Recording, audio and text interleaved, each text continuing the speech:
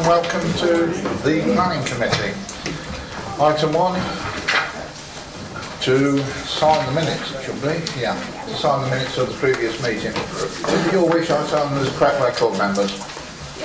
Agreed? Thank you.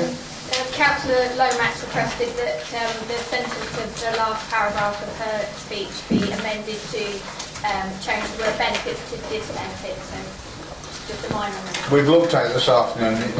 It's not unreasonable. There's two ways of looking at it. There's the way it's written appears all right, and the way that she's asked for it appears okay. So, are you happy with that? Yeah. Okay. It's hot in here, isn't it?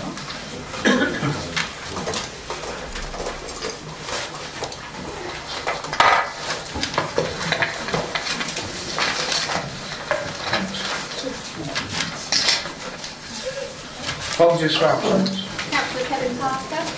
And otherwise it's a full house, isn't it? Yep. To receive members' interests. Disclosable interests? Well, that's correct then. Party whipping arrangement? No. To members of the public, that means we don't get together as political parties or groups of people to decide how we're going to vote beforehand.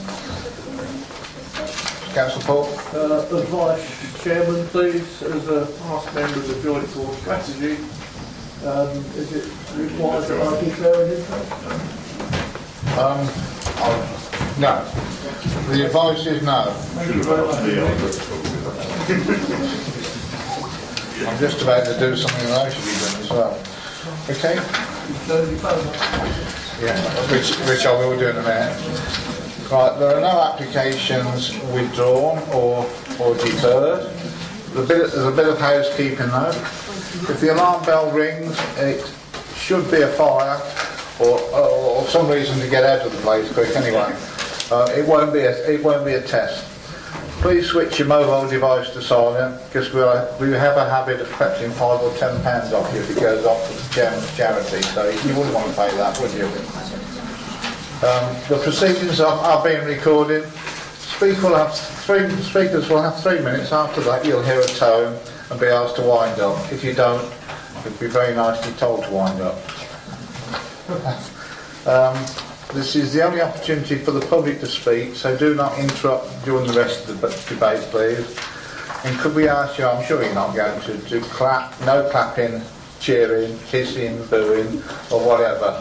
People may say things you don't like, but I'm afraid that some of you may say things that other people don't like.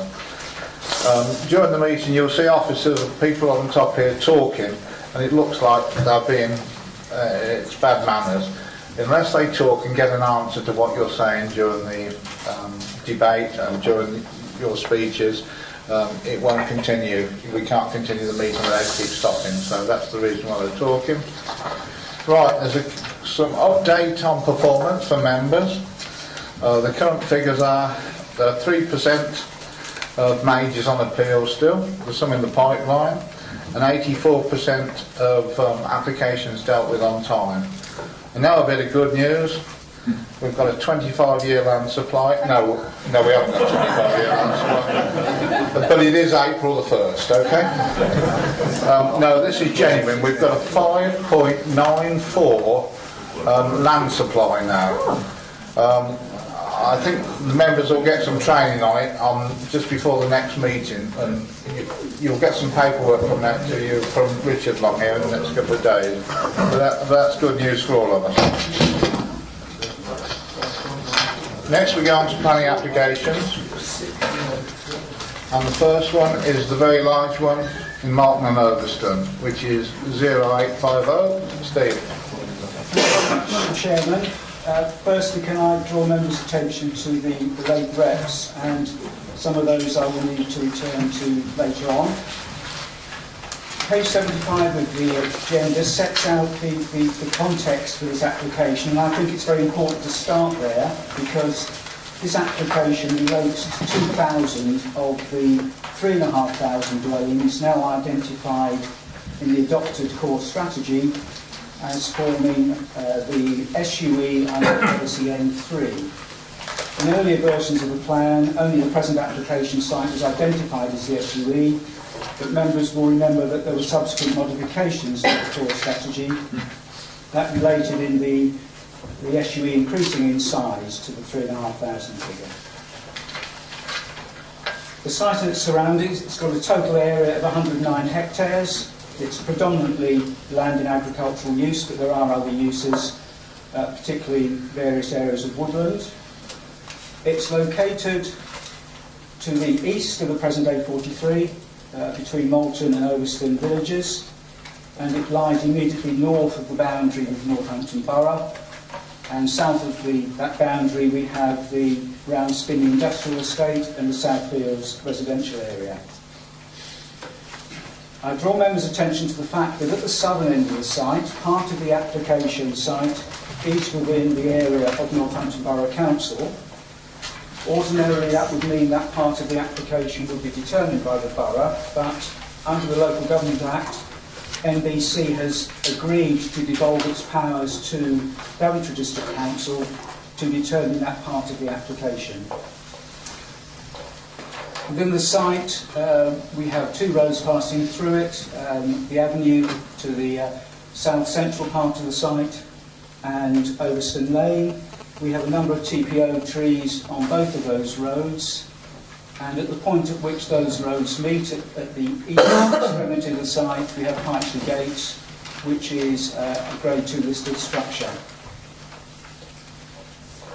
I would emphasise that parts of the site are, in terms of saved Daventry District local planning policies, are covered by either green wedge or rural access area designations. And I will return to that in the context of looking at the policy context later on.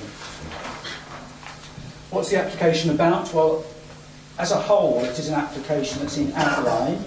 However, in relation to phase 1, which is broadly the area lying to the west of the new A43, the applicant has submitted essentially all of the reserved matters other than landscaping. So, although legally this application is outlined as a whole, in effect, the phase 1 part of the application is in detail.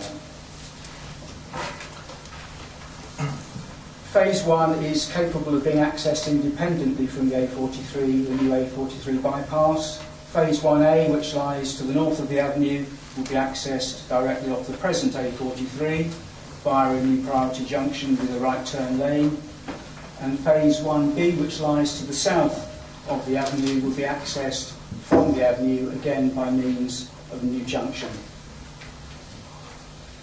Vehicular access to the rest of the development, i.e. other than phase 1, would be from the new A43, and this is a road which is running to the east of the present A43,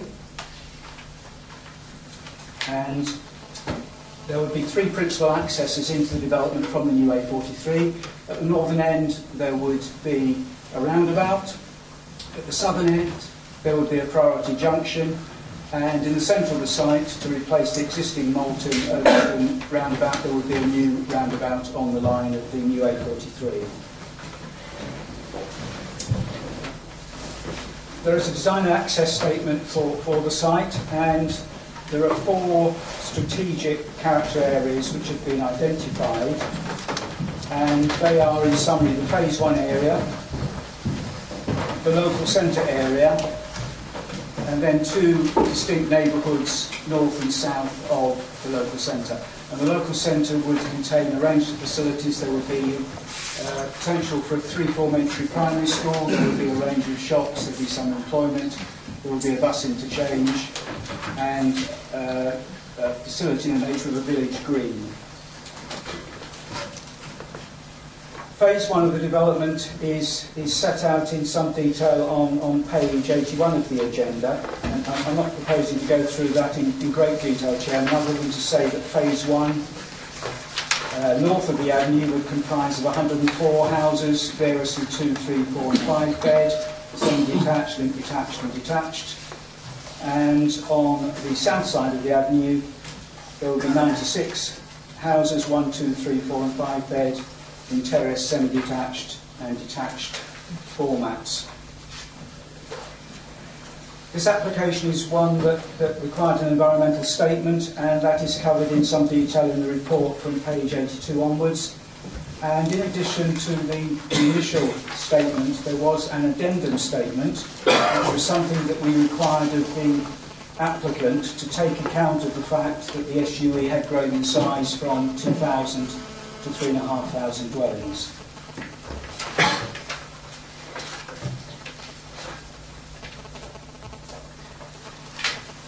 That's the proposal in summary, Chairman. Obviously, I'd be happy to answer any questions on the detail of that later on if members so desired. If I can now turn to the assessment of the application, which begins on page 87 of the agenda. Members will know, of course, that applications have to be determined in accordance with the development plan unless material considerations indicate otherwise. And in this case, the development plan now comprises not just the safe policies from our own local plan, but more particularly and more recently, the policies contained in the adopted joint core strategy. The core strategy is now adopted, it forms part of the development plan, and therefore that has to be a primary consideration in decision making in relation to this application. As I said at the outset, this application site forms part of a specific allocation in the adopted core strategy. As I explained earlier, there are a number of saved local plan designations within the application site. So we do have areas of green wedge, we have an area of rural access area, and ordinarily, of course, those designations would be sufficient to prevent development of this nature in such areas. That needs to be given weight, but also one has to have regard to the later core strategy policy. When the core strategy was being prepared, the plan makers would have taken account of all of the constraints and opportunities, and those constraints would have included what are current policy designations in the saved policies of our local plan. And the core strategy determined that notwithstanding those designations in our plan, this was one of the locations that offered a sustainable location for new development related to the growth of Northampton. And so when the joint core strategy was adopted, the allocation effectively superseded those saved policies in our own local plan. And what I'm not saying, Chairman, is that these policies are completely set aside throughout our district. All that we are saying is that in the context of this application, within this red line, those saved policies have been superseded by the more recent core strategy policy. They can therefore be given less weight than the core strategy policy.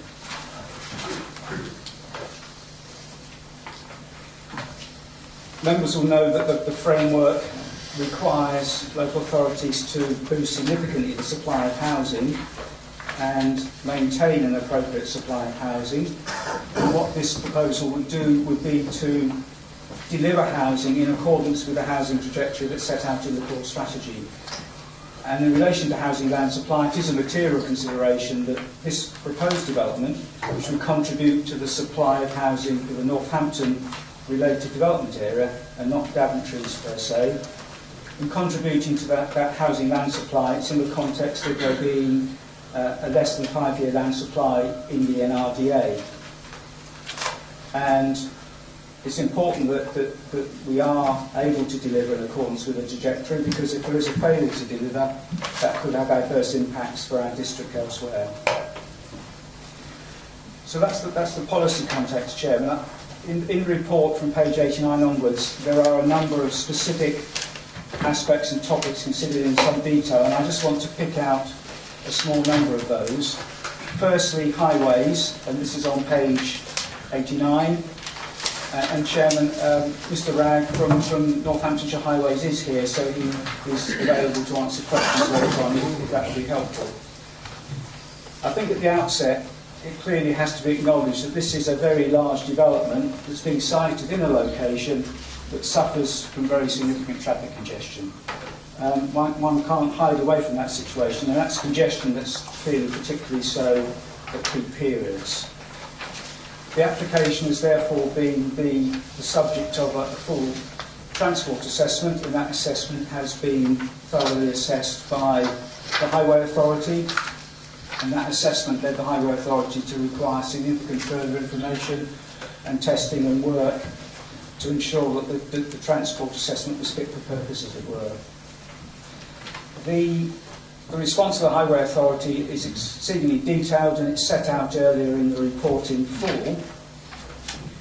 And in essence, the County Council, as Highway Authority, is concluding that provided all of the measures that it sets out in its response are secured, either by way of a condition or a planning obligation, then it is the view of the Highway Authority that the impact on the local road network can be satisfactorily mitigated.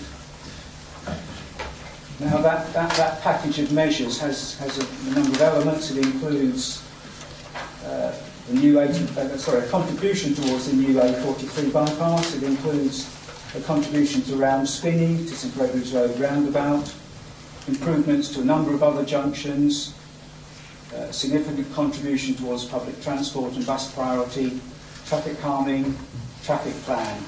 So there are a range of measures which are designed to mitigate the impact of the development. I've mentioned the new A43, also referred to as the Moulton Bypass. This road will pass through the SUE and will have a dual function. It will serve as, continue to serve as part of the strategic road network and linking Northampton and Kettering, and further afield of course, but also it will function as the principal access for the bulk of the SUE. We now have, or I should say there is now submitted a detailed planning application for the A43 as a standalone application. And this authority is about to be consulted on that application. We'll just be a consultee, we won't determine the application, but it's one that will come to this committee for consideration so that this committee can set out what Daventry's view is on the application for the bypass. And during the course of the processing of the SUE application, the County Council has firmed up on its route and details of its route.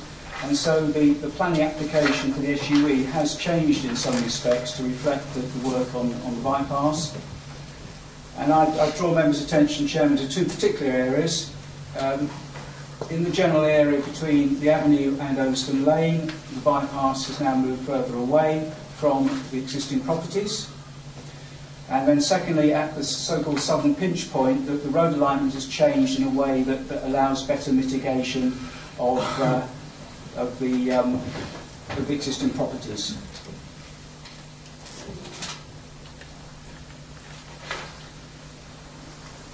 One of the issues that's been of concern to some third parties is how does this application site relate to the remainder of the SUE? In other words, can we possibly consider this site in advance of the rest of the SUE?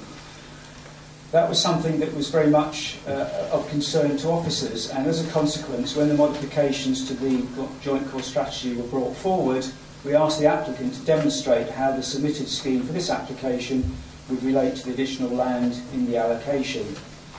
And the applicant submitted a further overall development plan for the SUE as a whole, and that was intended to show how that part of the site could be laid out and how it would relate to the present application.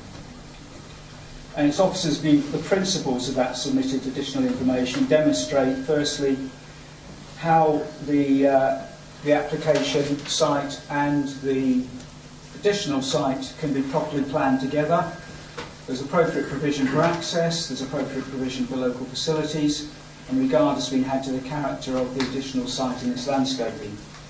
So it is officers' view that the consideration of the application for 2,000 houses now will not in any way prejudice how the remaining 1,500 houses might be developed.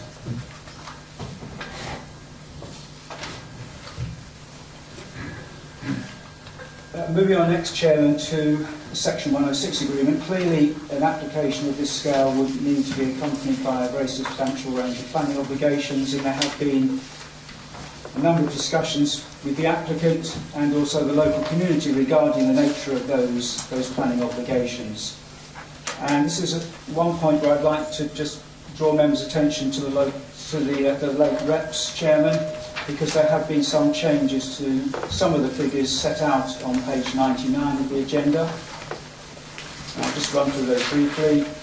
Under the heading of community facilities, the contribution to the new Malton Community Centre is now £870,000 in place of the £600,000 figure. The figure to Overston Village Hall remains. And then in relation to the contribution to the proposed Malton 3G pitch, the figure including maintenance has gone up from £257,000 to £370,000.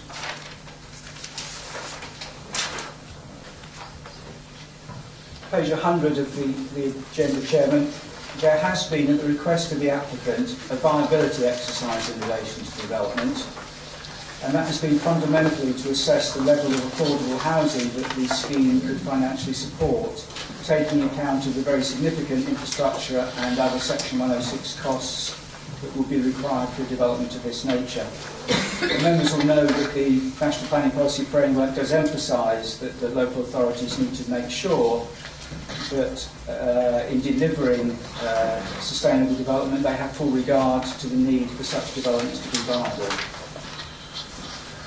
So as set out in the report, CBRE have acted on behalf of the Council to assess the viability of the scheme, and the bottom line, as it were, Chairman, is that if this scheme is to be viable, then the level of affordable housing that could be supported is 7.5%.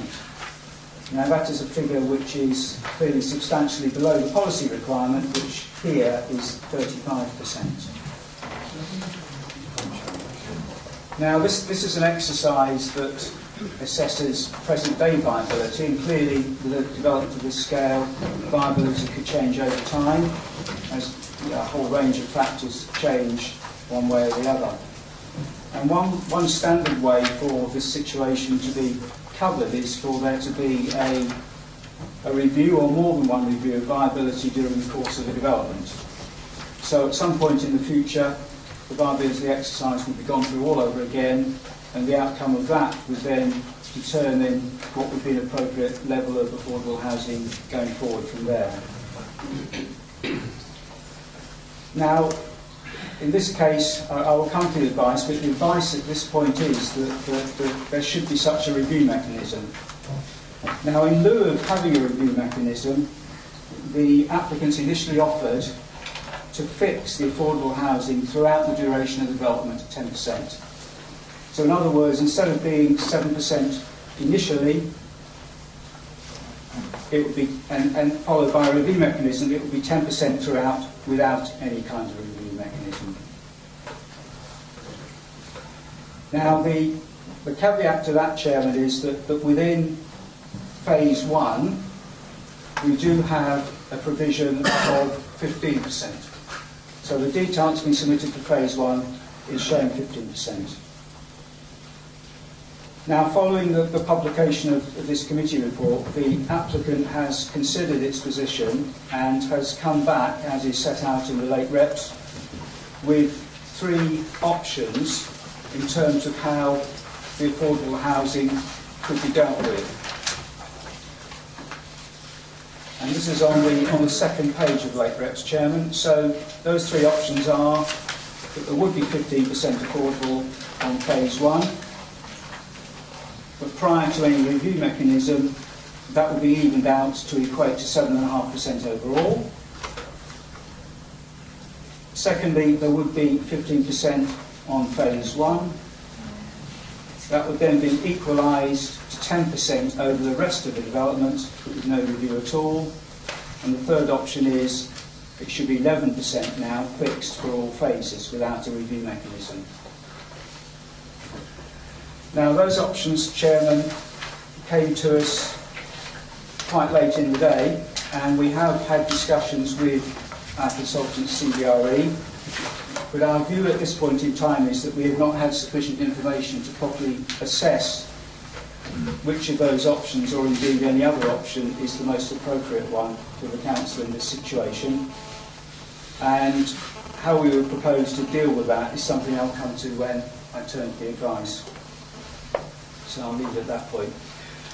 Next, Chairman, it's very important to note that there have been, of course, a substantial number of objections to this application. They are set out in some detail earlier in the report. So there are objections from parish councils, there are objections from a residents association, and there are a very large number of objections from individuals. And they are summarised into a number of heads in the report. But I would categorise them in two ways. A number of the objections, a significant number, concern the very principle of the development. Should it be there in the first place? And of course, we know from what I said earlier that this is an allocated site and the principle of the development has already been established. Secondly, there are a large number of detail points, and I'm trying to address those at different points in the report. But I would stress there are a very large number of objections. Turning to the conclusion, Chairman, which is on page 102, essentially it's an allocated site, it's a sustainable form of development in accordance with government policy, there's a substantial package of highway and public transport measures proposed, there will be a 106, the application is demonstrating as a whole and in relation to phase 1 it can be set out in an acceptable manner. There has been a viability proposal which I've discussed. In conclusion, subject to appropriate planning conditions and obligations, it's considered that the application is acceptable and should be approved. And once again, Chairman, I note that a small part of the site is within the MBC area, but we have powers delegated to us to determine that application. So finally, Chairman, turning to the advice, it's in 4 parts, and I would just like to dwell on part 1. And this is where I would propose a change to the advice, having regard to what I said earlier about viability. It's the view of officers that we do need more time to assess the options, and therefore, in relation to 1A, the advice remains as set out in the agenda, with the addition of the following, Chairman, that this is subject to further advice from this authority's appointed consultants. If members were minded to approve the application, we would need then to have a very detailed negotiation in relation to the 106 agreement, including affordable housing, and this further consideration of the options would be part of that discussion. But in no circumstance would we consider agreeing to an affordable provision that involved an arrangement that was worse than that set out in the advice, Chair. And then secondly, if I can just turn briefly to 1B in the advice, we have received some revised plans in relation to the part of the site that I mentioned in B1A. Those revised plans are acceptable, and so the reference to those plots can be removed from the advice. There does need to be an addition though, Chairman, because clearly if there is a change in the affordable housing provision which impacts on phase 1, then there would need to be some relatively minor changes to the layout to phase 1 to accommodate that affordable provision, and so that possible change needs to be accounted for in the advice, Chairman. But otherwise, the advice remains as set out on the agenda, and specifically, I just take you to items 3 and 4 in the advice. We are seeking delegated authority for the community manager to take this forward in the event that members are happy with the principle. So I'd stress what's said in item 4 of the advice, but specifically in relation to the 106 negotiations, if it's not possible to conclude negotiations satisfactorily, and there is a dispute about a matter of significance, then the application would come back to this committee for further consideration and determination. Thank you, Chairman. Thank you, Steve.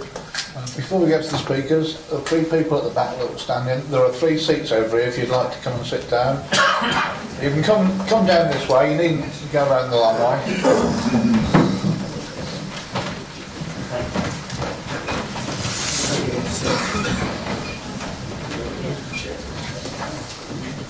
Right, we have 4 speakers then. The reason why we have 2 parishes speaking, it established 2 parishes. That is the reason. First of all, Mr Townsend, who's against the application. I don't think Mr Townsend's here, he's got caught in traffic, so if you don't mind, mine's Barry Oliver. If you're speaking the same way, Yeah, more or less. I mean you're speaking against the application. No, you're down to speak as the parish council. Yes, sir. Well, we will leave Mr Townsend if he appears before the end. Sorry, is there a hand at the back? No. If Mr Townsend appears, we'll let him speak at the end. So, Mr Oliver, Overston Parish Council. Good evening, everybody. Thank you for allowing us to speak. I'm going to be a bit hard to start with. Frankly, with an application like this, and this is our objections to this application, to be able to speak on it for 3 minutes, frankly, is risible. However, that's what I've got, so I'll have to get on with it. So, for expediency, I've taken out and extrapolated 3 areas where we still feel there's problems that need to be dealt with. Can't go through this lot because you haven't got time, and neither have I. The connectivity proposed is poor in the extreme. If we take schools as an example, they need to get to and from school to children. We're advised that there'll be 2 crossings to cross the new dual carriageway. That's got to be stupid. How on earth are the traffic going to flow if we've had the kids when they go to school, to and from, pressing the button, and it's all going to stop. Now, 8:15, 8:30, that's a problem. When you consider the traffic problems within Moulton at the moment, and Overstone, we've really got to sit down and make sure that we, as a group, and that includes you planning guys, that we nail that one and put it to bed. And at the same time, not to forget that when the new parts of the road comes in, and particularly the Avenue and Overstone Lane, how on earth are we going to get the kids to and from school? Because I've seen nowhere where you are going to help us, sit down and talk to us how you're going to do it. Let's take attenuation ponds. We'll go straight away from that. The attenuation ponds are situated at the bottom of an incline. Behind that sits a brook. Now, with attenuation ponds, you know it's to take the water runoff. However, when they're salted, over time the salt goes into the attenuation ponds. That in itself will then contaminate the watercourse because of the brook that sits behind it. Now, that brook feeds right into Northampton. I know it's their development, but we don't want to give them this as well. So that's got to be looked at. And somehow, somebody's got to come back and convince me, as Chair of Overstone Parish Council, I can say to you, do you know what, that's a good job, because at the minute it's not. Communication. The communication we currently get via NCC, and I was told this only face-to-face 3 weeks ago, look on the website. Well, I don't want to have to look on the website to find out that Roundspin is running 4 weeks late. That's wrong. Our village is stacked from 8:45 in the morning till 9:20 of the morning. That's solid. You've got Billing Lane, those of you who know it, and so will they. Stuffed. You can't move. The A43 is stuffed. Overstone Road is stuffed. Now, that's just with round spinning. Now, once we get the developers on their houses and the NCC on their road, how are we going to do it?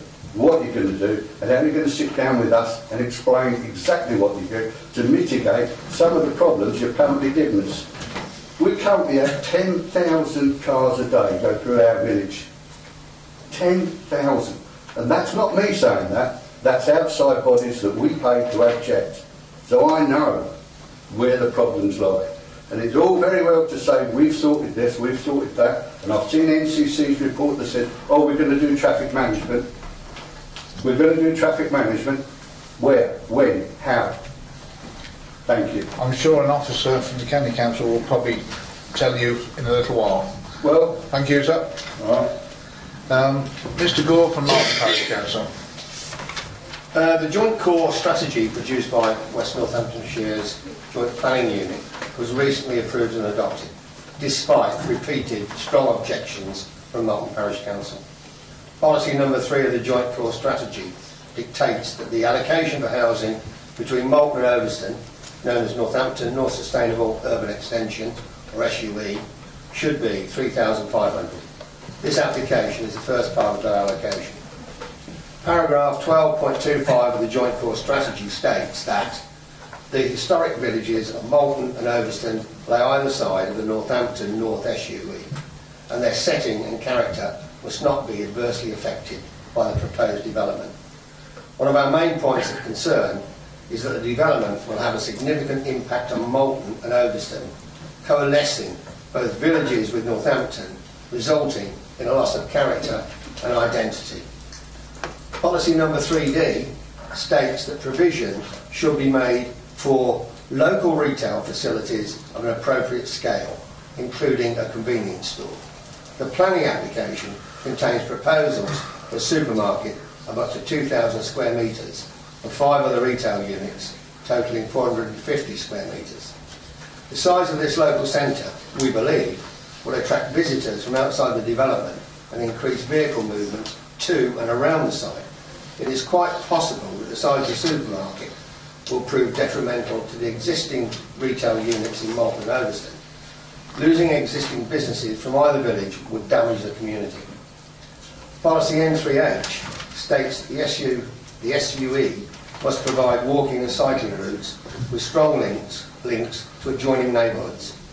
We believe that the application should demonstrate improved connectivity between the SUE and the existing settlements, and is an issue still to be addressed at the detailed stage of the application. Malton already has planning permission for over 500 new homes, and that, combined with the SUE, will give Malton Ward an additional 4,000 houses, generating approximately 12,000 additional residents.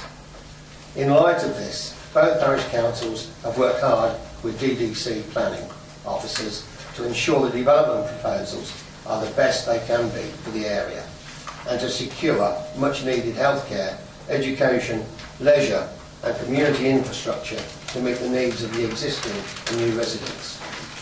It is clear that if this application is to be approved, it will create significant disruption and upheaval to the existing communities for some time, and place an added burden on the current services and facilities. It is therefore vital that mitigation is provided at the earliest possible opportunity, and support is given to Malton Ward to assist in the management of this development. Thank you. Thank you, sir. Mr Edwards, the agent. Okay, you have 3 minutes as well. Thank you, Chairman. Chairman, the landowners and borough developments have worked very closely with the local planning authority and other statutory bodies for many months to work through and resolve all the technical issues on this scheme. Going through the report, you will note that the key statutory consultees are satisfied that proposals in terms of compliance with local and national standards to ensure that any impacts arising can be satisfactorily mitigated. In addition to the statutory bodies, we've also heard from members of the local community who have quite rightly expressed their views and concerns regarding development. The local parish councils have expressed some very firm views on these proposals, and these are detailed on pages 18 to 36 of your report. These comments are very detailed and cover a wide variety of issues. I would like to consider 3 of these in greater detail. Coalescence. Firstly, this development needs to be considered in the context of the adopted Joint Core Strategy. The strategy went through several iterations, and after thorough scrutiny and public examination, this site was considered to be a suitable location to deliver a significant amount of growth to cater to the expanding population.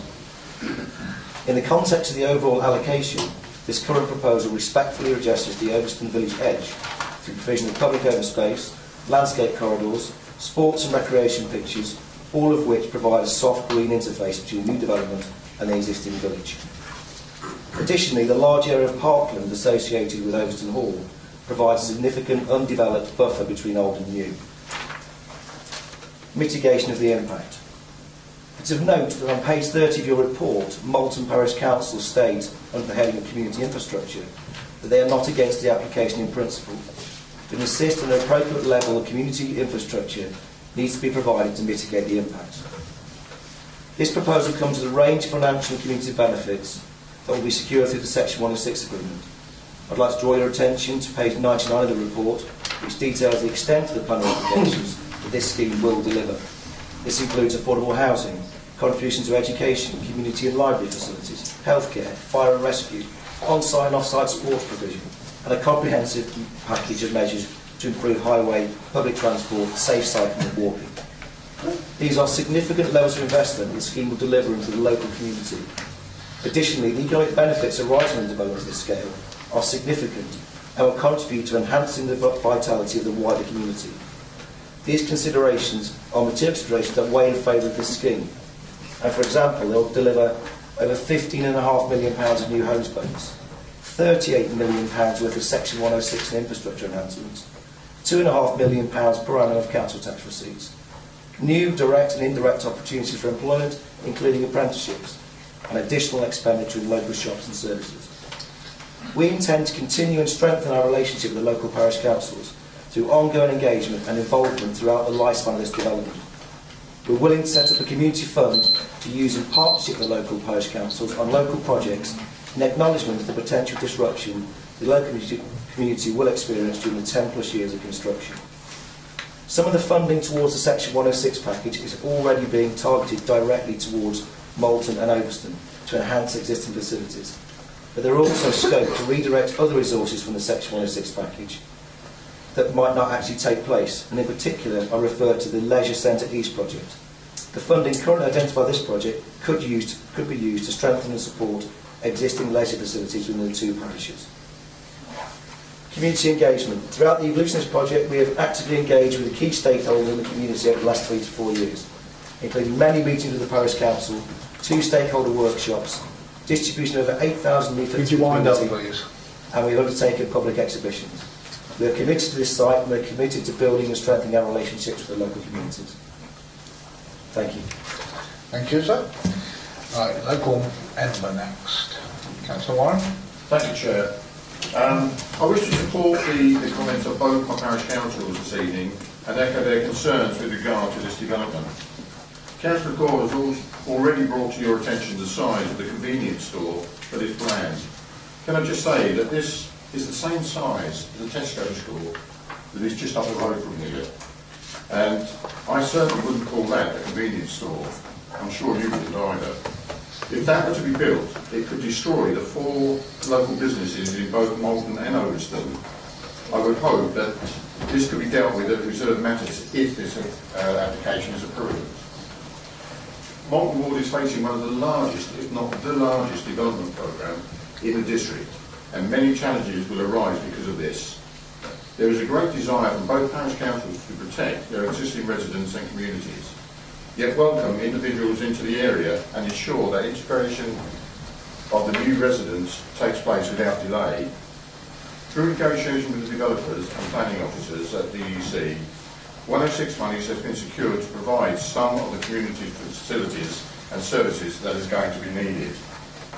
It is well documented throughout this application that the new residents living in Overston Lees will be relying on existing services within Malton and Overston, having to join local groups and organisations for some time to come until new on-site facilities can be built. I would like to receive some assurances from the developers this evening that they will commit to providing a community fund of £20,000 per annum to be distributed to local groups in the area to purchase equipment and provide additional resources to support the new residents. This fund should be set up without delay and be administered with input from the parish councils to ensure that all groups are included.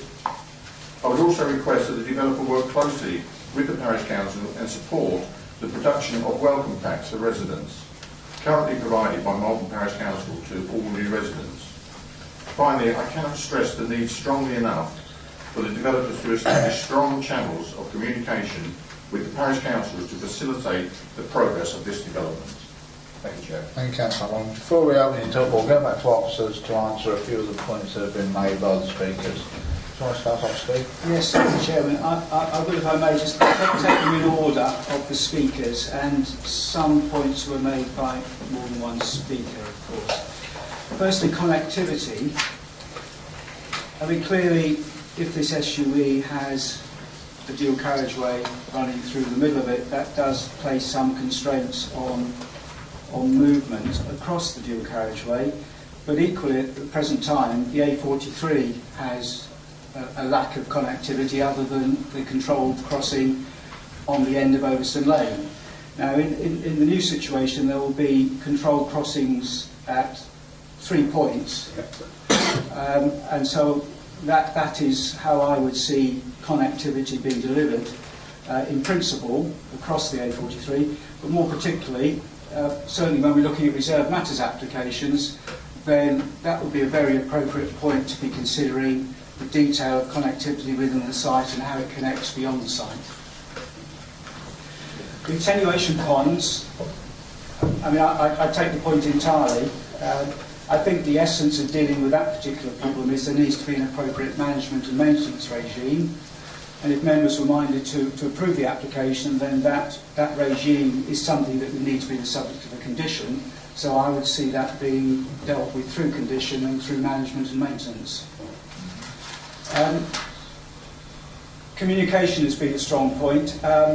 In a sense, that's primarily a matter between the developer and the community, and I'll link that in with the community fund. I mean, that's similarly a matter, as I see it, out with the planning process. It's something between the developer and the community. But I would say, on behalf of DVC, we would very much be supportive of good communication. We'd be supportive of that community fund. And although it sits outside the planning application, really, if we could assist in delivering that good communication and engagement, we'd obviously do so. Coalescence was mentioned, Chairman. One cannot deny that this development will, significantly close the present separation that exists between Northampton, Malton and Overston. I guess the hard fact is this is an allocation in the core strategy. It's adopted policy. It has to be adjacent to Northampton to serve the needs of Northampton, and one consequence of that is it will create an element of coalescence of those settlements. But the detailed design will be very important to ensure that there is an appropriate edge all around this development in a way that does soften the impact on existing communities. There's been concern expressed about the size of the retail unit, and I think I'll make a number of comments in that regard. Firstly, this is not, as it were, a new freestanding retail park that is just going to pop up. It's clearly going to be part of a very large development. At this stage it's 2,000 houses. In the fullness of time it will be 3,500 houses. And so clearly that store will primarily function in relation to the population around it. Secondly, I would have to say that I don't believe it will be as large as Tesco Daventry. Having looked at some of the figures, I think our view would be it would be under half the size of Tesco Daventry. And as a more recent example, which members will be familiar with, Site 5 in the town centre now has planning permission for, amongst other things, a new food store, and that is going to be of nearly 7,500 square metres. So 2,000 square metres, yes, it's not a corner shop, but equally it sits significantly below the size of modern large stores.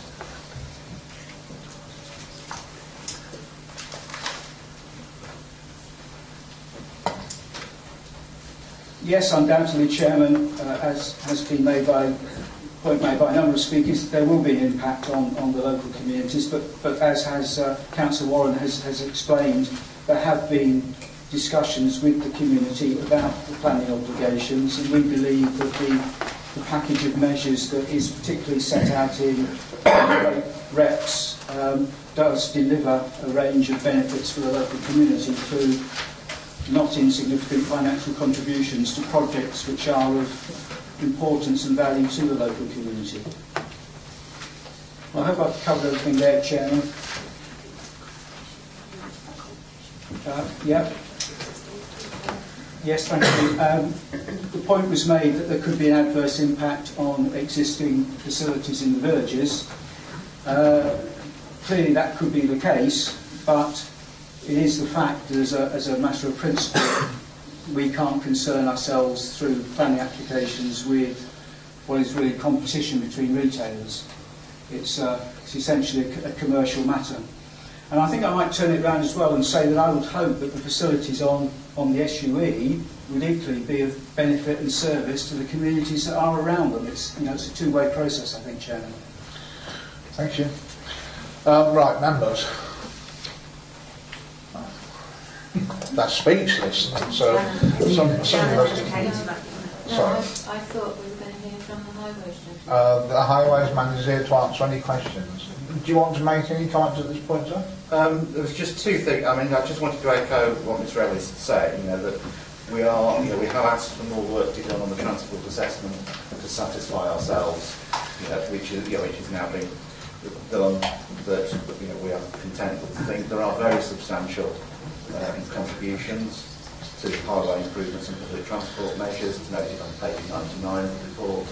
15.62 million to ourselves, 1.61 million to the Highways Agency for the Northampton Growth Management Scheme. Mr. Ellis had answered sort of some of the points. The one I wanted to address was Mr. Gore's point about improved connectivity with the existing settlements. And recognising that, one of the contributions we've secured, as mentioned on page 45 of the report, is 340,000 towards walking and cycling improvements outside the site. And that's specifically when it refers to the infrastructure delivery plan, and that's something that specifically had in mind the need for better connectivity when that was drawn up. And certainly we'd be happy, providing this goes through, to work with the parish councils to look at how best that connectivity with their existing settlements can be achieved.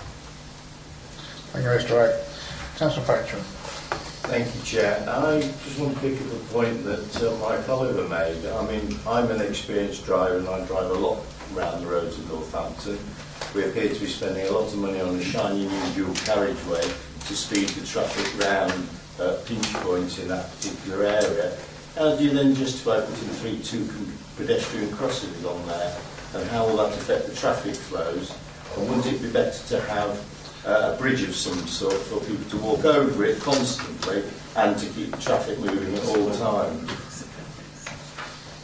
Do you want to comment on that, sir? Yeah, as one of the other councillors just pointed out, bridges do have a much greater difficulty these days than they did in, say, the 70s, with the need to design for to be DDA compliant. So an underpass then? Underpasses are very unpopular, very unsafe, and there's certainly a lot of experience of underpasses being provided and people not using them because they're actually so afraid. So actually, there have been a lot around the county where the underpasses have actually been filled in because they were so undesirable. If I may, Chair, then what is the point of building a bypass or a dual carriageway at that matter and spending all that money on what will in fact be a road that will not have the intended use and consequence of relieving the traffic congestion? Mr. Wright, yes. Thank you, Chair. The big difference is it is a dual carriageway. It has more capacity because of that. It's got some stopping and starting constantly. Hold on. Councillor Patron, let him answer, please. One of the points is that it's not ultimately a completely free-flowing road, because you're going up to a junction that has a finite capacity. And looking at the overall capacity of the road, we are quite satisfied that this provides a significant net increase in capacity to the 843 corridor. Okay. Councillor Paul. Oh, sorry, Councillor Randall first, then Councillor Paul. Yes, thank you, Chairman. I'd actually put down here about having underpasses, because on a dual carriageway, I mean, we've got lots of underpasses in Daventry, and the ones that are used are the ones that are safe if they've got CCTV in. The ones that aren't used are the ones that haven't got CCTV in, so they're deemed not safe, and it depends on whether how short they are and everything else. And I totally agree with Councillor Frenchman on what is the point of spending all that money when the traffic is stop-starting. My son attends Malton College, and I leave at least half an hour early to what he needs it would take me if there was no traffic on the road, because it is absolutely horrendous through those villages in the morning, and totally agree about how the gridlock becomes with those coaches. So for a good hour, so many of those villages do come to a gridlock, and I can't see that road is going to improve that through those villages at all.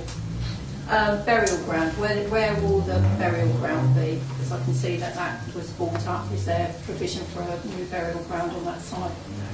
We'll get our officers to answer that in a minute. Engagement, that seems to have come up quite a bit actually, that there doesn't seem to be too much engagement that has happened. The parish councils, they've got a real, all those pages submitted by that parish council are very impressed by what they've produced. And it just seems a shame that actually they don't seem to have been engaged in a lot of that 106 money. That developing is going to have such huge impacts for those villages. Actually, I would have thought you'd want to be consulting with them and engaging with them right in the very beginning to listen to all their concerns and work together. And is there anything else? No. Oh, and obviously the affordable housing. I find that extremely disappointing when we were actually going to be looking nearer to 35% to actually go down to that percentage. I mean, I see young people all the time, they cannot afford to move. A lot of them are 25 average before they're moving out of their homes. And I thought actually when I saw 35%, I thought, this is a real way forward. And actually, what I'm hearing now is really disappointing. Thank you.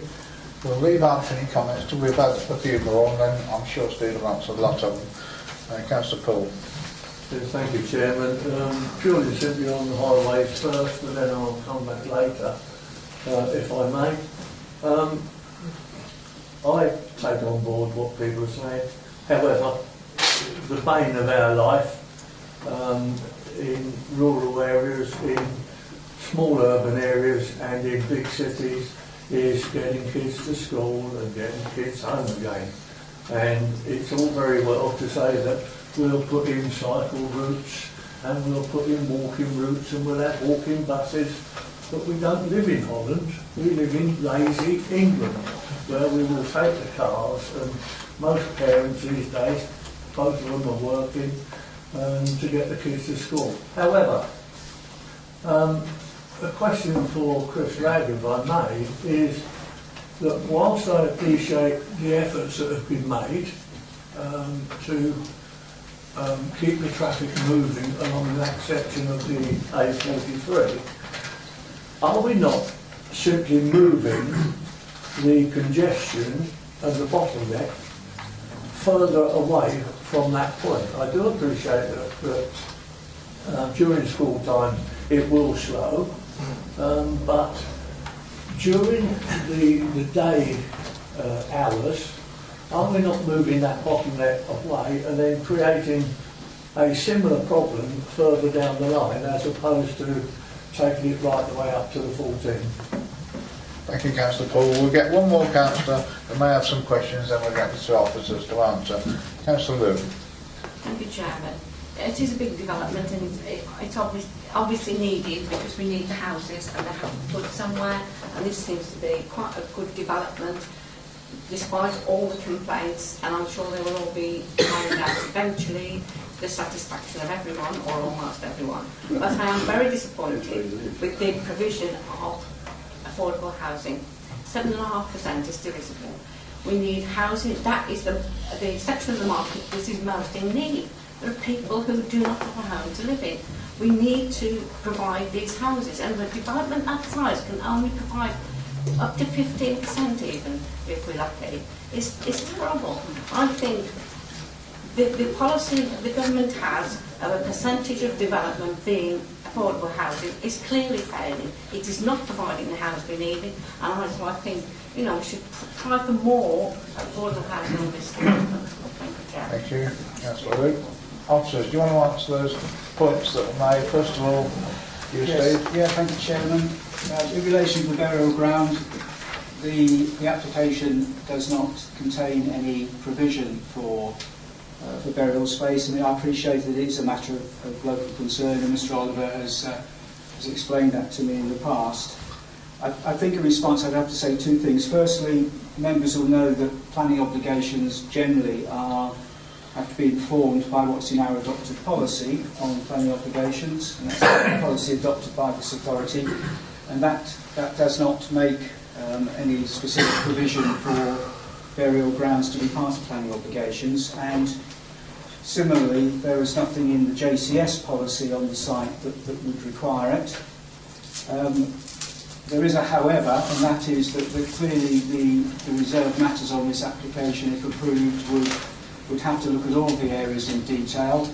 And I think all I could offer up, Chairman, is that in the context of that discussion and how the open space is set out and formed, that officers and the applicant bear in mind that local need.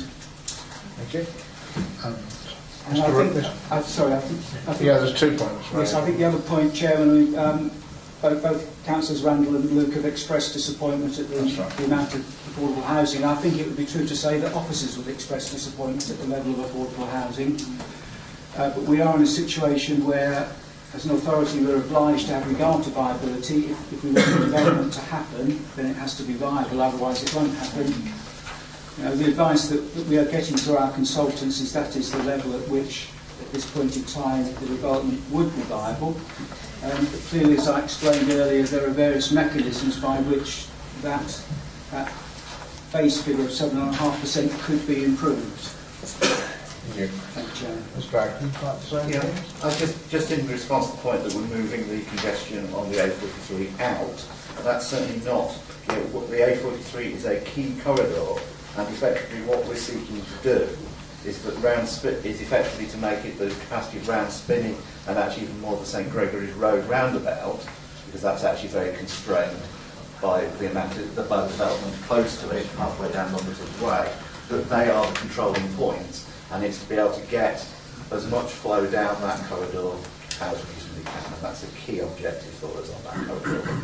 We've taken the design of the road and the crossings into account in doing it. Thank you. Right, now back to members. Councillor Patchett next. Thank you, Chairman. Members. I've read these papers a couple of times, and I've been through this quite a lot over the last couple of weeks. And there was one thing that really sort of jumped out at me going through all the documents, and then to be told by officers that well, actually that they're not really sure about whether the viability is correct at this point in time. Just sort of really confirmed it to me.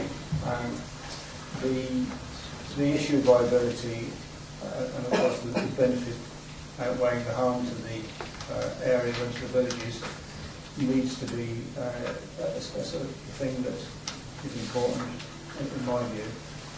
And we're told by the council's consultants that there's a viability issue to the site. Now I see that officers aren't really actually sure about whether this is the case, and I'm getting the feeling from other members' comments that they're not really sure about whether the viability is an issue or not either. And I think that I would be happier if we had a closer look at this viability and whether the affordable housing is actually achievable or not. I mean, I have no idea. There's no figures to look at. We have the council's consultants saying it's not viable, but on a house in the site of this size and being in charge of some of the council's own council houses and development sites, the figures it doesn't seem to add up to me really, Chairman, members. So I mean, I would think that deferring this application so that we, as a committee, can look at the viability aspect of it in detail, and whether that's in quite closed session or not, I think that would probably be the case. Is that a proposal, Councillor? So it's a proposal, Chairman, that this application is deferred so that the things, so officers can sort out their issues, and that we as members can be sure that we're making a decision on an informed situation and not one that we have a little bit of issue about whether we don't know what we're doing really. So that would be my proposal, Chairman. Thank you, Councillor Pesci. First of all, do you have a seconder? Yep. Councillor Osborne.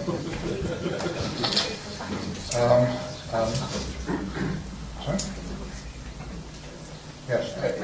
I think that it is an unfair comment because the stuff has come in at the last minute and it's got to be properly analysed, and it would be unreasonable to put it to the committee after not being looked at properly. I mean, it's yesterday or this morning it came in. Yesterday. So it would be unreasonable. In defence, I'm a previous housing chairman and I love affordable housing and I love the percentages, but to my mind they were never going to be sustainable. And if we read a thing called the Planning News each week, and each day it comes out and you look at it and you see various examples across the country where there is a cake, and there's only so much of the cake you can get, whether it goes in 106 and whether it goes in affordable housing or whatever it goes in, there's only a certain amount because it becomes less viable. And you can see various authorities across the country having to do the same as, or having to face the same as what we're having to face. I only say that with a member's hat on. Steve, you want to? Yes, thank you, Chairman.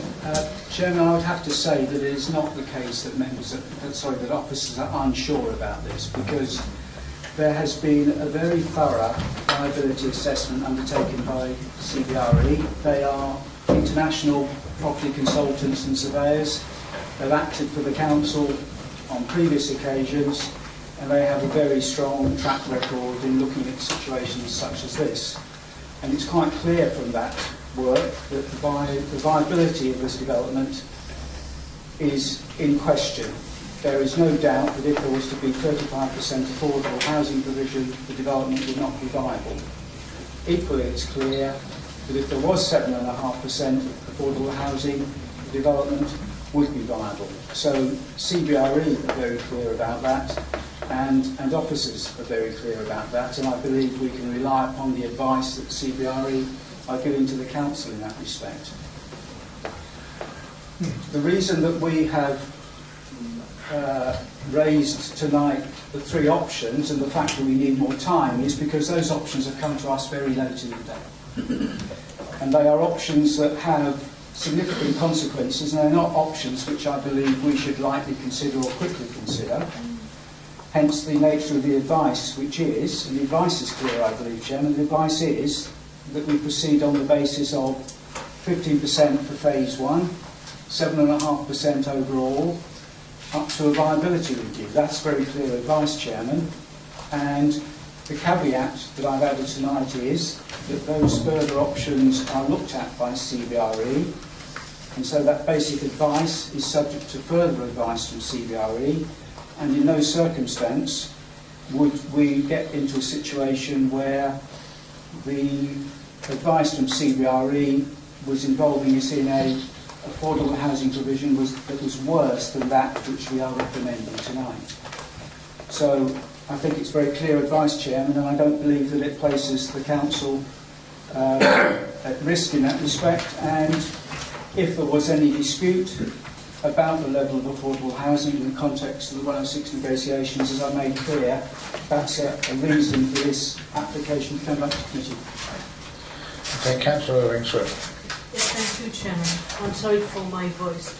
I have a lot of sympathy for the village, but with our Jolly Core strategy, unfortunately, the principle of development has been established, or nearly there.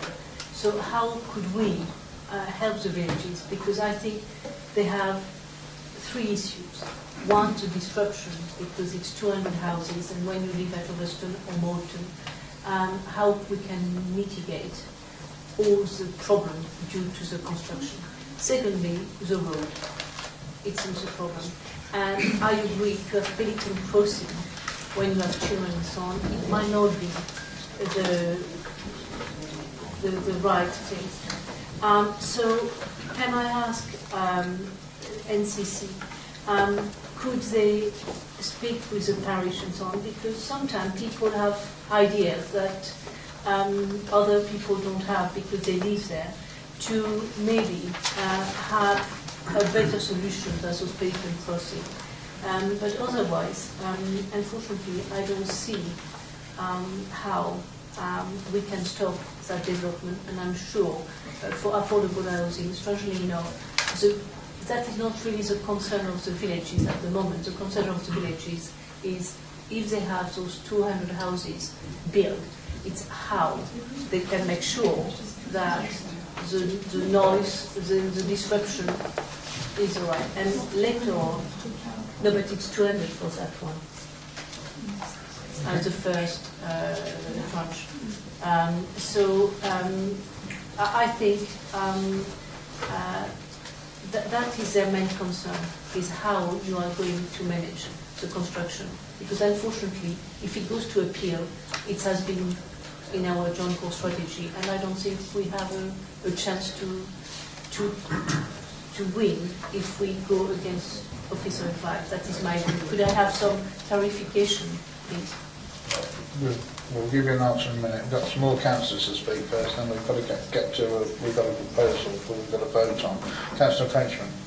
Yes, I mean, there's a considerable weight on the committee's shoulders while we look at such a large development that will have such a long-term effect on both the people in the vicinity and also the county and Daventry as a whole.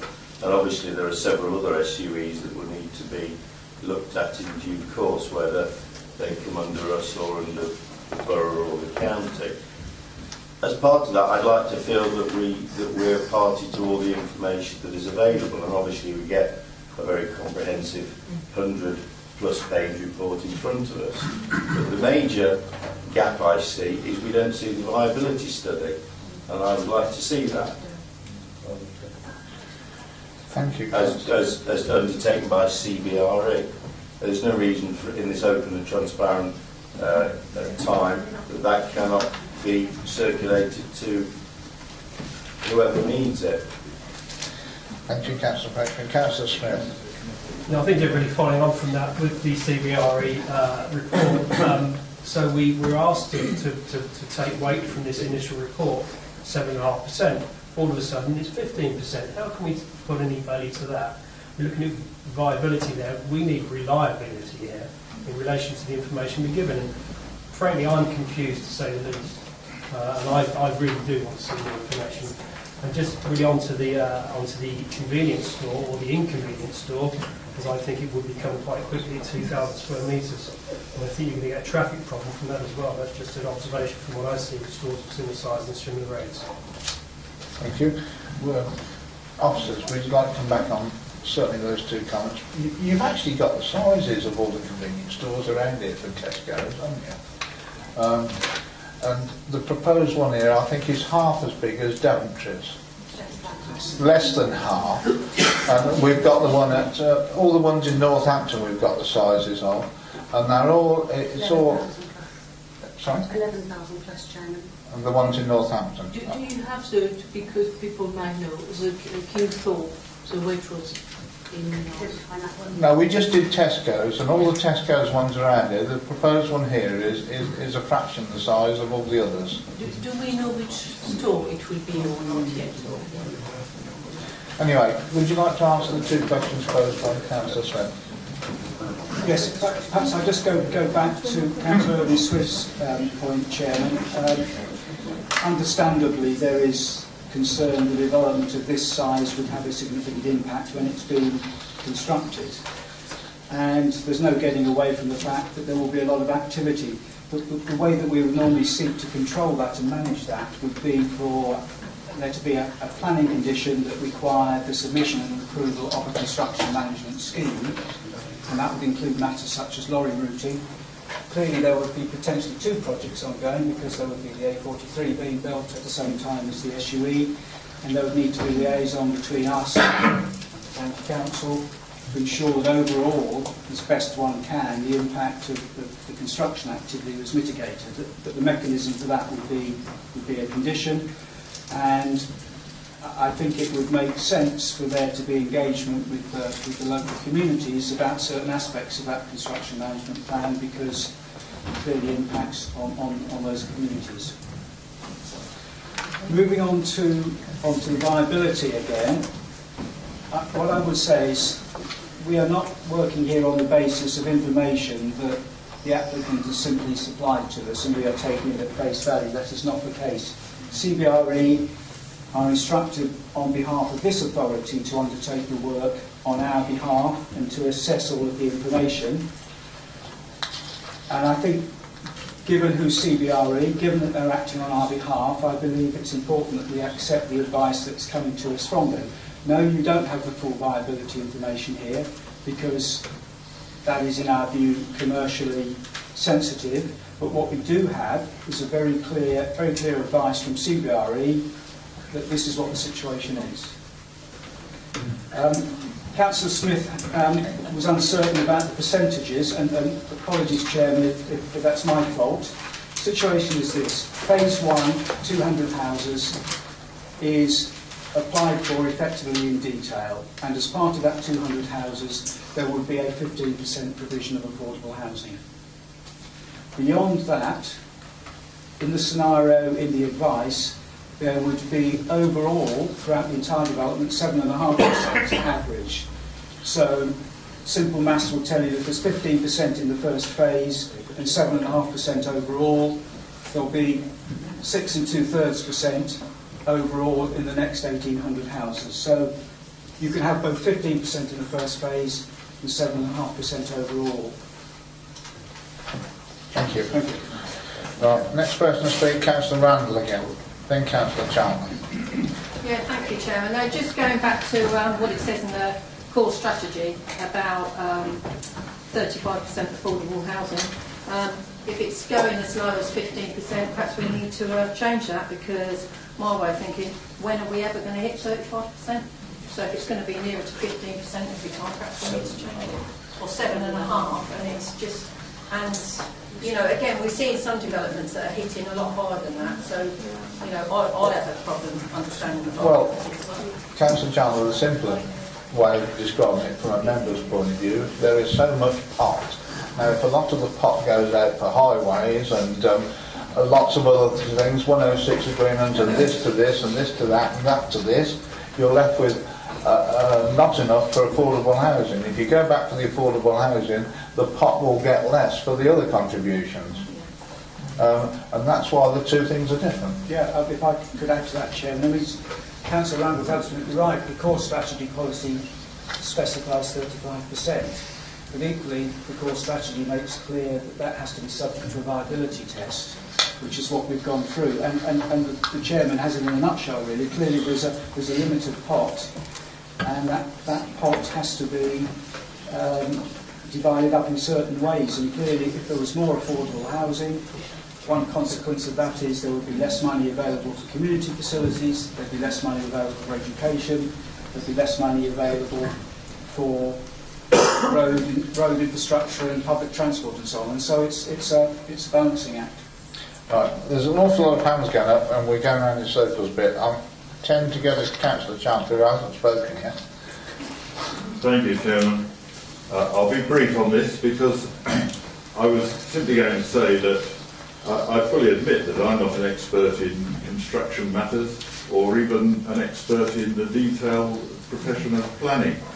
But I am prepared to put my trust in the professionals who are employed to do just these things for us. So just because I don't like the numbers that are coming out doesn't mean to say that I think there's anything particularly wrong with them. I mean, these are professional people who have produced the report, and we should go by that. And the other point I wanted to make is, no, we don't want to alter the percentage of affordable housing in the core strategy. because that's, if you like, that's what we believe we need, and as things progress and the construction industry gets back on its feet, we should be able to achieve that. Thank you. Quick from Councillor Poole, and we're going to go. Right, thank you, Chairman. If we look at the picture on or the plan on the screen, 15% affordable in phase 1. Now, if we can bring that picture up, far be it from me to say that all the affordable houses are stacked alongside the dual carriageway.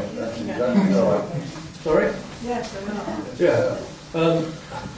I don't particularly find that very palatable. Yes, I do know that within various phases we can move percentages around so that the whole percentage comes together. I have absolute trust, as my colleague has said, in our officers. However, I'm looking at the numbers. Within the report there are numbers of £500 million.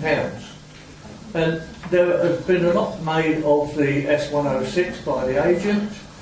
I'm happy for him, and that's not meant to be disrespectful, but a lot of the S106 in money's terms is there, whether it be Moulton or anywhere else. I'm disappointed on the size of the supermarket. I'm also concerned with regard to the supermarket or the large convenience store, if we like to give it a proper name. It will be in a local centre. It will need trucks to trundle in and out. So hopefully the provision has been made for that. Also, the name of Tesco has been mentioned, and it is not, I'm trying to think of the word, Chairman, I do apologise. It is not unknown, the fact that Tesco have abandoned 90-odd sites within the country. Now, I would suggest, is this one, as the agent got assurances that Tesco's will go ahead with this site? Just to interrupt you a second, Councillor. Sorry? I think the Tesco comparison was just used as a comparison, so don't take that as a literal. The connectivity between the first two sites, I have concerns about, between the north and the south. And the community fund of £20,000 per annum, I think is a paltry sum. I'm sorry if it upsets the agent. I think it's a paltry sum considering the size and of the whole project concerned. I think it should be at least double that. And with regards to the facilities coming forward, community centre, etc., etc., the build of those should be as close to the completion of phase 1 and the start of possibly phase 2 as possible to reap the benefits. Otherwise, the facilities within Moulton and Overstone are going to be well and truly overwhelmed. I do appreciate what our officers have said regarding the amenity centre. However, I have certain reservations. Thank you, Councillor Paul. Councillor Ed, you haven't spoken yet. Thank you, Chairman. A few things I want to say have been said, but this is part of our joint core strategy. It went before an inspector, and apart from one or two items that needed changing on other parts of the joint core strategy, and saying that this needed a few more houses, that inspector was quite happy with it. When it went back the second time, the inspector didn't have any problems with it at all. when the whole joint core strategy went through after the other changes made in other parts of the district, not our district, I see from the light representations, although there was a lot of talk on the radio this morning about the villagers not liking this, talked about human rights, etc. Because things have been changed slightly, they've come back in the late representations and they're both happy with the 106 agreement. Now, there's an awful lot of money in this for them and the roads and community, education, libraries. If this gets turned down, nobody's going to get a penny. It's got to go through in some way or other because it's part of our joint core strategy. And I think tonight we ought to approve this. I approve this advice. Thank you, Councillor.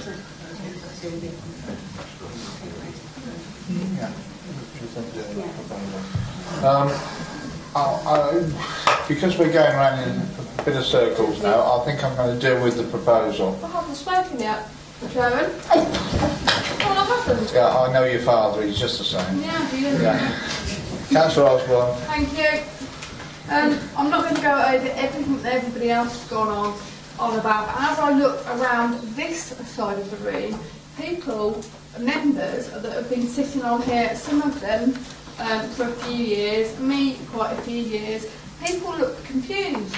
People are, I don't know about other people, but I'm not happy sitting here now. We've been talking about this about an hour and a half now. But even after that hour and a half, I'm still not happy to vote on this either way. I don't know about other people, but it's what I seem to be getting from most other people. I'm not saying what the officer hasn't done isn't brilliant, because it is. He's obviously spent so much time on the work, but I don't feel that we can sit here now and decide on this planning committee, on this plan application. Even if we sat here another half an hour, I still don't think any of us would be more happy or would be happier. And at this precise moment, I'm not happy to vote on this at all. I need more information. I need everything in front of me before I make a decision. This is a big decision to be made, and it's in our hands. And I think we owe it to everybody to sit down and look at this yet again. Thank you. I have to say to you, as your chairman, that you could risk a few things by not voting on it. You could risk the applicant saying it's out of time, it's been hanging around too long, let the government decide it, and then the government will decide the lot of it. You won't decide any of it. That's a possibility. The other possibility is the proportions could be altered greatly so that the local community don't get the percentages that they want, but you get more affordable housing. Now, perhaps you may want that, or you may not want that. I don't know. I would have thought a decision was better than not a decision, personally. That's what I'm trying to say to you. Councillor Irving-Swift, before we go to the vote, well, and the officer wants to speak before we go to the vote. Last person, Councillor, to speak. It just, Councillor said something. If we are minded to vote for the proposal, can we have, as part of the condition, a sort of committee with the developer, the officer and the villages to manage the site, or they meet on regular basis, so everybody is informed as part of the condition. I think we're going to... Steve's going to come back now, but I think I'm getting a nod from Steve that will be so. Steve, would you like to... Well, dealing with that last point first, Chairman, it wouldn't be appropriate for that kind of arrangement to be part of a planning condition or the Section 106 agreement, but absolutely we consider that sort of arrangement is a good idea, should be encouraged. It's something between the parishes and the community and the developer, and I have no doubt that if it doesn't happen, that the parishes and the communities will be in touch with the developer, but we are very happy to facilitate that kind of process and do what we can to make it happen. Just picking up on one or two other points, Chairman, Councillor Paul was concerned about the location of the affordable housing. Three things I think I'd say, Chairman. Firstly, it isn't just affordable housing that is alongside the A43, it's market housing as well. Secondly, it's partly about character, that the affordable housing is generally of a smaller size, and along the A43 corridor there is a desire to create quite a tight frontage in urban design terms. And then thirdly, of course this isn't just a road going to be alongside houses, there will need to be very significant mitigation. That's partly achieved through distance separation, but it will also be achieved by a range of other measures which will be part of the planning application that the County Council is bringing forward for the road. So our view would be that whether it's affordable housing or market housing adjacent to the road, it will have a satisfactory level of amenity. Chairman, can I come back and look at the drawing I beg your pardon for butting in, but does it mean then that the affordable houses have got smaller gardens? But that drawing on the screen there is clearly telling me that all those greyed out houses are affordable. No? Through you, Chairman. Hold on a second, we'll clarify that. Through you, Chairman, the affordable houses are those which have a coloured dot on. Don't worry, we can get it bigger. Thank you. That were your glasses, Chelsea? Well, do I need to when I zoom in? So they're Ah. so they're the coloured dots. That's every other one, then. Yes, the red or blue dots, Chairman. Yeah, so they're So the orange dots are affordable, are they? The red dots. red and blue. Can you give us a clue? Red and blue. And I'll flick to the other So side. alongside the road there are a substantial number of market houses. Majority of them, yeah. It's very. Hold on. Okay. There we are. It's, through you, Chairman, it's also worth confirming that both planning policy and environmental health were happy with both the clustering of the affordable housing and the noise mitigation. Right, we have a proposal that the application be deferred for more information. Basically, that was the proposal. That has been seconded. Those in agreement, please show. 4, 5, 6. 1, 2, 3, 4, 5, 6. Those against? 1, 2, 3, 4, 5, 6. 6 as well. Yeah, 6, Chairman. I shall vote for the application against the proposal. Right. So that proposal is defeated. I need another proposal, gentlemen and ladies. Oh, you did, yes.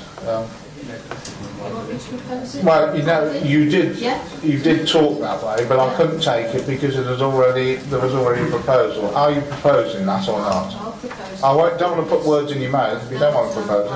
I will. I'll propose it. Okay. Take on some advice. And you'll second that, Councillor Chandler.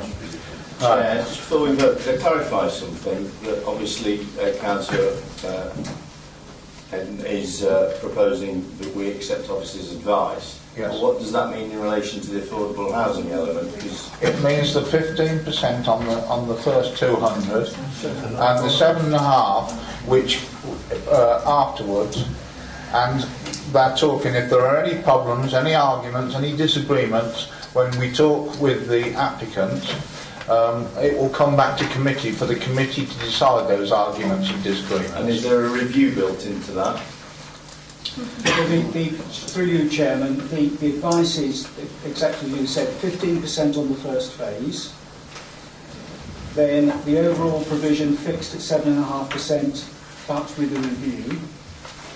However, all of that is subject to the further advice from CBRE in relation to the 3 additional options, on the basis that the position will be no worse than that set out in the basic advice. What I'm trying to get at is when the review would be. Sorry, well, that is still to be determined. In the report it says 1 or more, and this is something to be discussed with the applicant, but I would envisage that it ought to be no later than halfway through. And in fact, I think my preference would be for a review that was somewhere around 800 houses and then somewhere around 1,500 houses. Okay. Councillor Irving-Swift? Yes, can we make sure that the section 106 is really tied up? I think our officers and legal team and everybody involved try and make, and applicants as well, it's in their interest. And Barrett's have a reputation as well. Steve? Well, yes, just really to add to what I said, Chairman, the basic advice that was in the initial report is now subject to us having this further advice from DDC's appointed consultants. And clearly, if we are able to secure a better deal than that which is set out in the basic advice, and clearly the applicant has to be agreeable to that, then we will secure that. Okay. And so, if I may add, Chairman, from a legal point of view, I would be very surprised with something significant as affordable housing if we didn't bring some of this back to committee, because it is part of your decision. So obviously I can't say one way or another until we've actually seen what comes through, but you've seen there are a number of options, and if we possibly can, building in the various time limits that we've got, we would seek to try and get your approval on that. The difficulty is holding ourselves to that when we don't know what the outcome is. Okay. I think the agent, Chairman, has listened to the disquiet amongst members, and I hope he takes it back to the applicant. I'm sure Barrett will be listening. I can see some ears anyway. Right, we've got a proposal that the application be approved, which has been seconded. Those in favour, please show. 1, 2, 3, 4, 5, 6, 7, 8. Right, those against. Right, the application is approved, subject to those late conditions. Right, we're going to have a break for 2 minutes now, while anybody that wants to go that's not interested in staying here for another 3 hours can go. Can we continue, please? And just, there's living proof that there are other parts besides Malton and Hurlstone. 0856 Yalverton, please. Could we, thank you. Thanks, Chairman.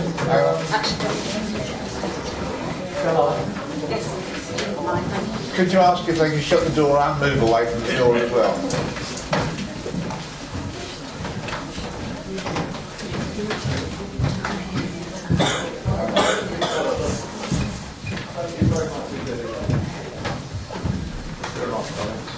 Thank you, Councillor Paul. I need to go bounce on the mother, Yeah, it shows. Right, Cayman. Thanks, Chairman.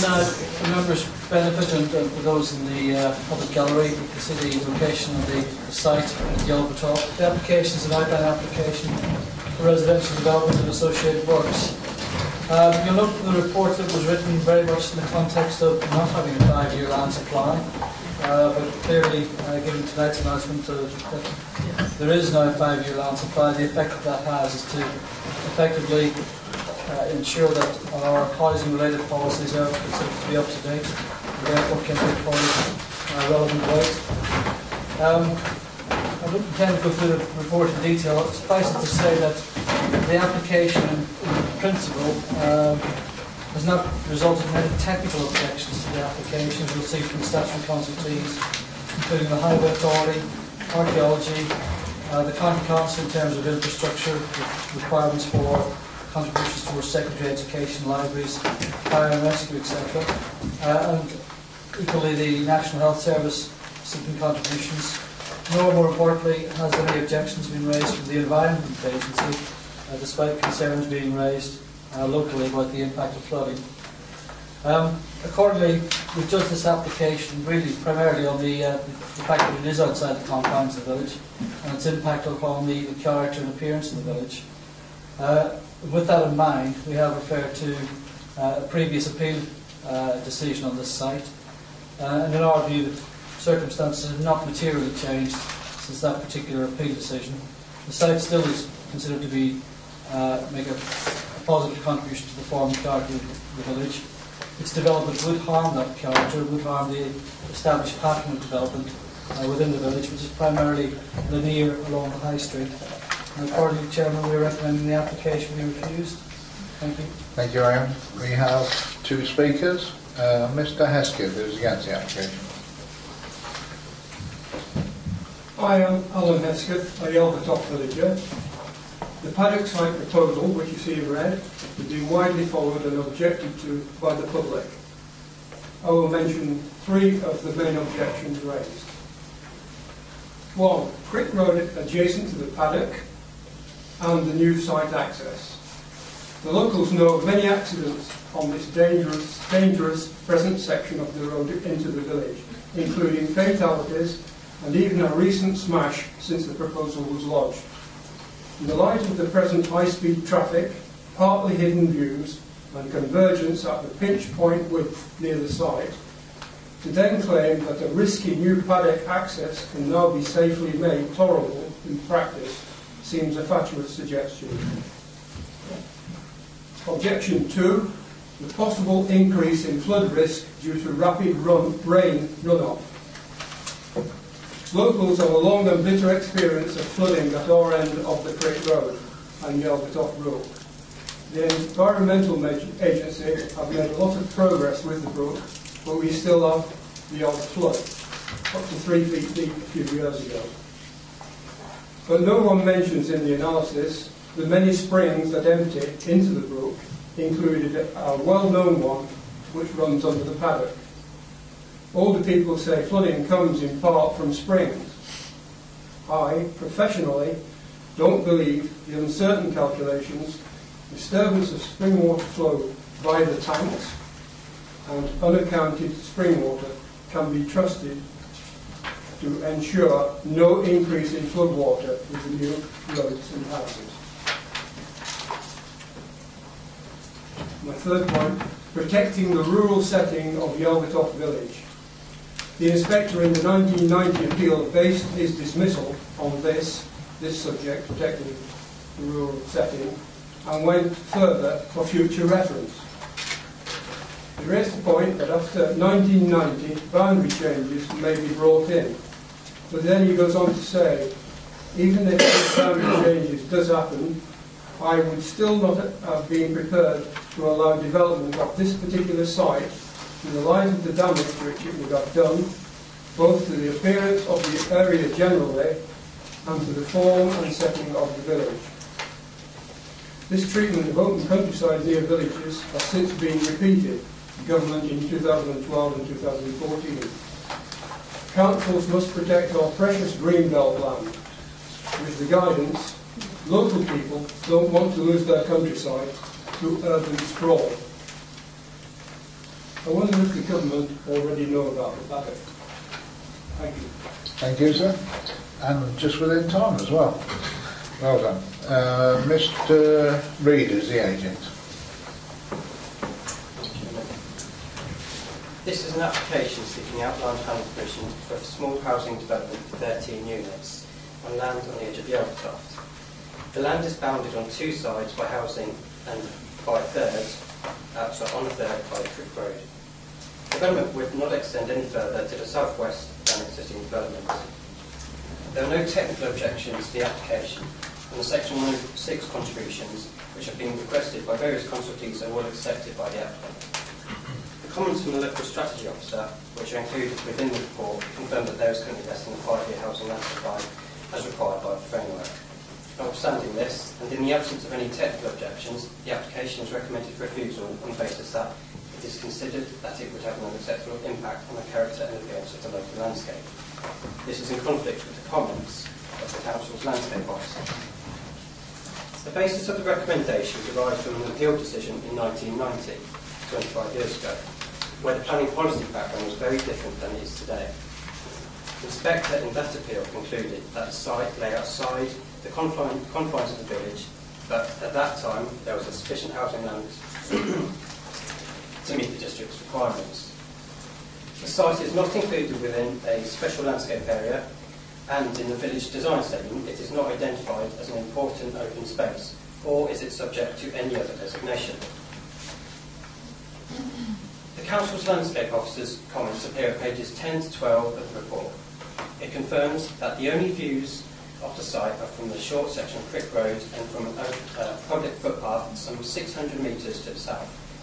The Landscape Officer concludes, the site is bounded to the east and south-east by a well-established roadside hedge that includes an additional native strip of an established planting including native trees.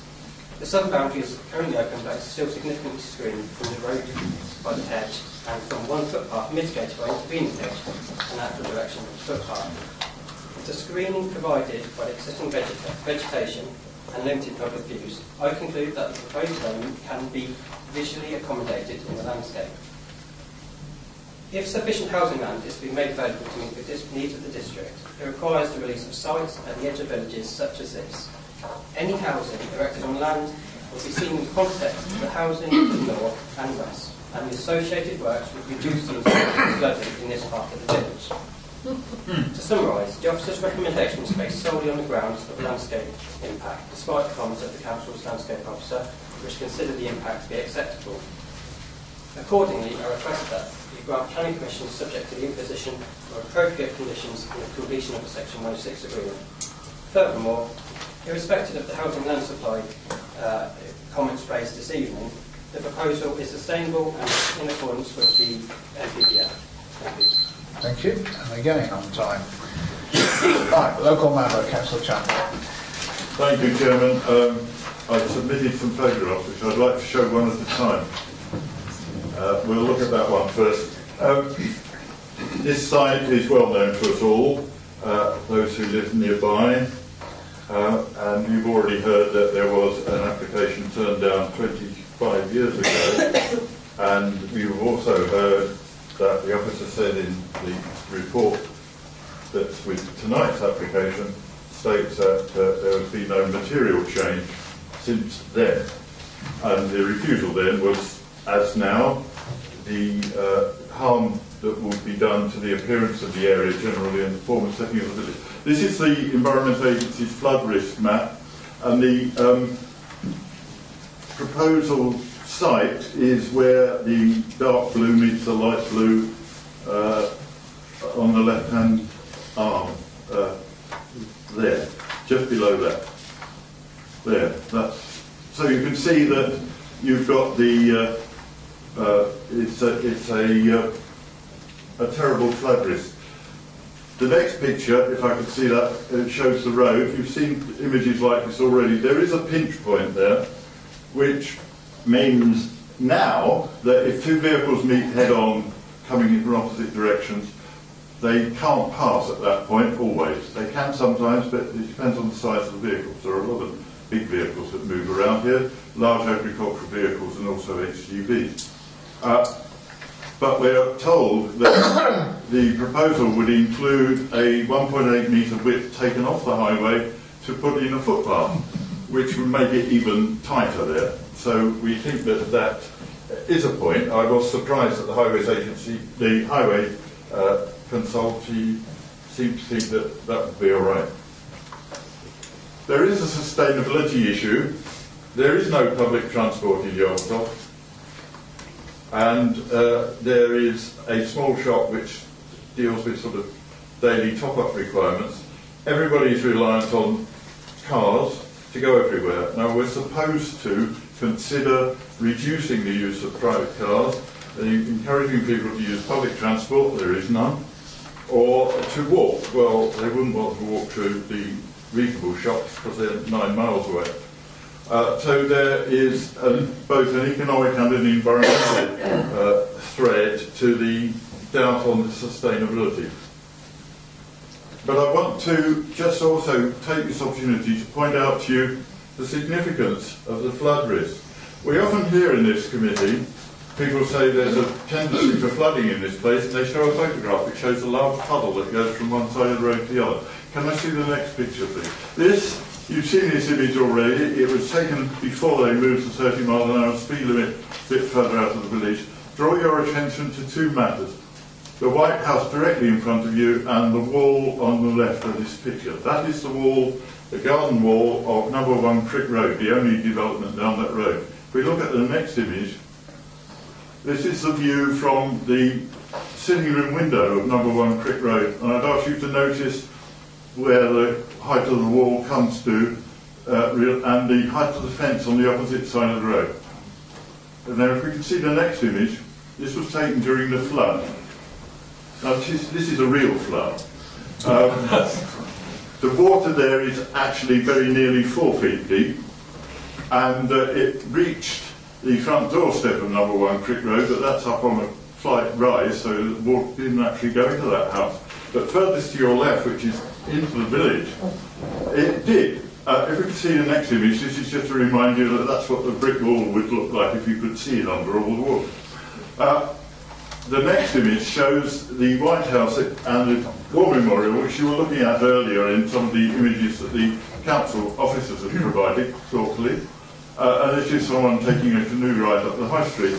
The houses further to the left were flooded to a depth such that one house I was asked to go and visit. The water in the sitting room, the sitting room was full of water up to the level of the keyboard of the grand piano. Now that's not a joke when you walk downstairs and find yourself waist deep in water. So flooding is a problem. Now it hasn't happened as bad as that very recently, but 2 things to say. When that happened, it was only 4 years after a previous flood of the same extent, which we've been told was a 1 in 100-year event. Now it's statistically possible for that still to be true if it doesn't happen again for another 200 years, but we don't rely on that. Currently, we are specially selected by the County Council for special support because we're at great risk of flood.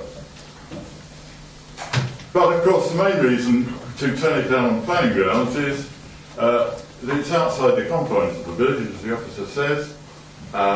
We do have a 5-year land supply, 5.94 was the figure I heard earlier.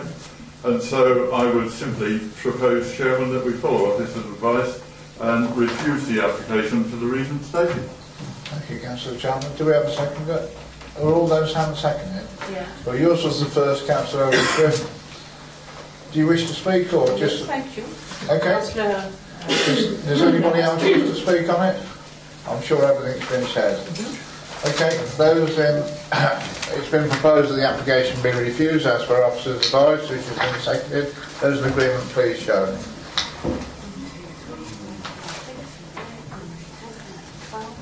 Those against? 1. 12 wanted. The application is refused.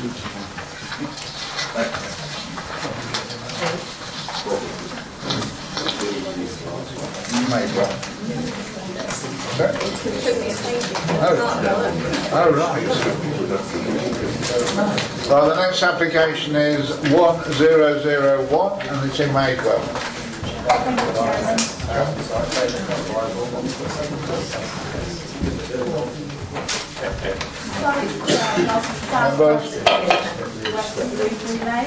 You'll see from the map that the public footpath lies close to the northern boundary, on farmland lies to the south, and a small group of dwellings to the west, and Blueberry Close across the road from Blueberry Lane to the east.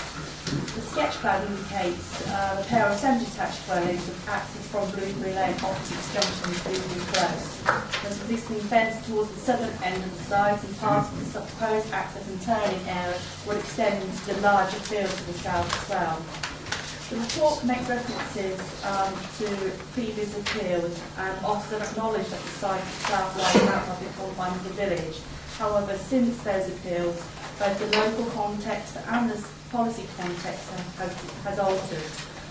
Since those appeals, you'll see from the site location plan and an annex immediately to the west being constructed. And seen in the context that Madewell benefits from a number of facilities and good transport links between Northampton, Mark and Harborough, offers of the view that taking into consideration that both the local and policy proposal would result in limited harm to both the form and character of the village, and accordingly recommending the application be approved. Thank you, Chairman. Thank you, John. 3 speakers. Mr. Nuvoloni. Who's against the application? Indeed. Thank you, Mr. Chairman, members of the committee. I'm a resident of Madewell and I'm speaking against the application. And what is important to note, we say, is that in your deliberations this evening, the context of this application should not be ignored. And that context is the previous decision-making that the planning officer has alluded to in the comments and are included in the report, government policy and the geographical location. None of those points, we say, have been accorded proper detailed consideration by the planning officer. The geographical location, first of all, Madewell is an infill village. You'll be familiar with the restrictions that come with that status. The site is outside the confines of Madewell village, and both of those points have been accepted by the planning officer at page 138 of the agenda. These points have been considered very recently, rather than the 25 years we heard a minute ago. At the 31st of January of this year, a planning appeal decision of the Planning Inspectorate addressing a development which covered that part of the site indicated in red and a larger part of that field. The Planning Inspectorate on appeal held that Madewell is a restricted infill village. This allows for a small-scale infill development within the existing confines of the village, providing that it does not affect open land, which is of particular significance to the form and character of the village. One of the objectives of the policy is to ensure that new development does not bring about the extension of the village into open countryside. The planning officer's report accepts explicitly that the development will extend outside the confines of Madewell village, and we say, in line with the previous decision of the planning department upheld by appeal, that that will have the harmful impact on the countryside. The basis that residents and I on their behalf say that that should be turned down is because it extends the village beyond the confines of Madewell, and for that reason alone it should be turned down. The committee may well not be aware, but the Minister of Housing and Planning at the end of last week wrote to the Director and the Chief Executive of the Planning Inspectorate dealing with paragraph 17 of the NPPF, indicating how important it is that plans and decisions should take into account the different roles and character of different areas and recognise the intrinsic value and beauty of the countryside to ensure that development is suitable for local context.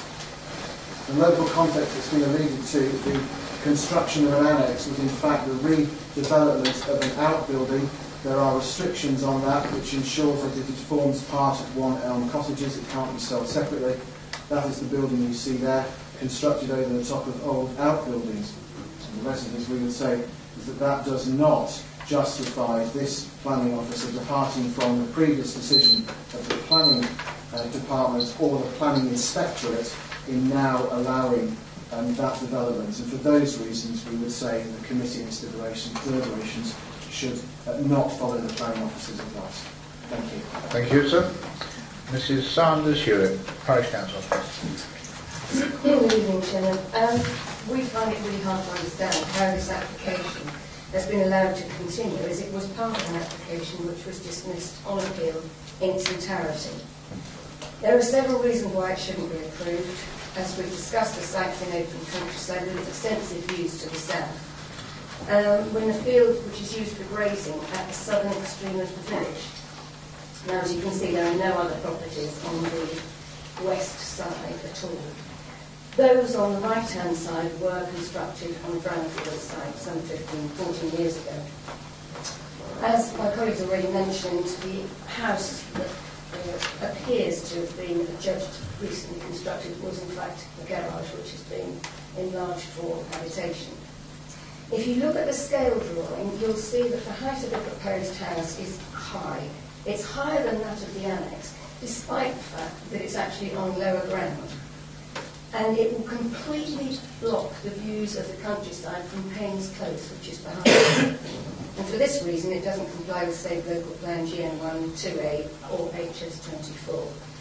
The field in its entirety is of particular importance and significance to the form and character of the village. It's not within the confines of the village or of an appropriate scale to the adjacent properties, thus conflicting with policy R1 of the Joint Core Strategy and HS22 and 24. The access is even further into open countryside, and interestingly, it hasn't been amended from that of the original application, which was dismissed on appeal.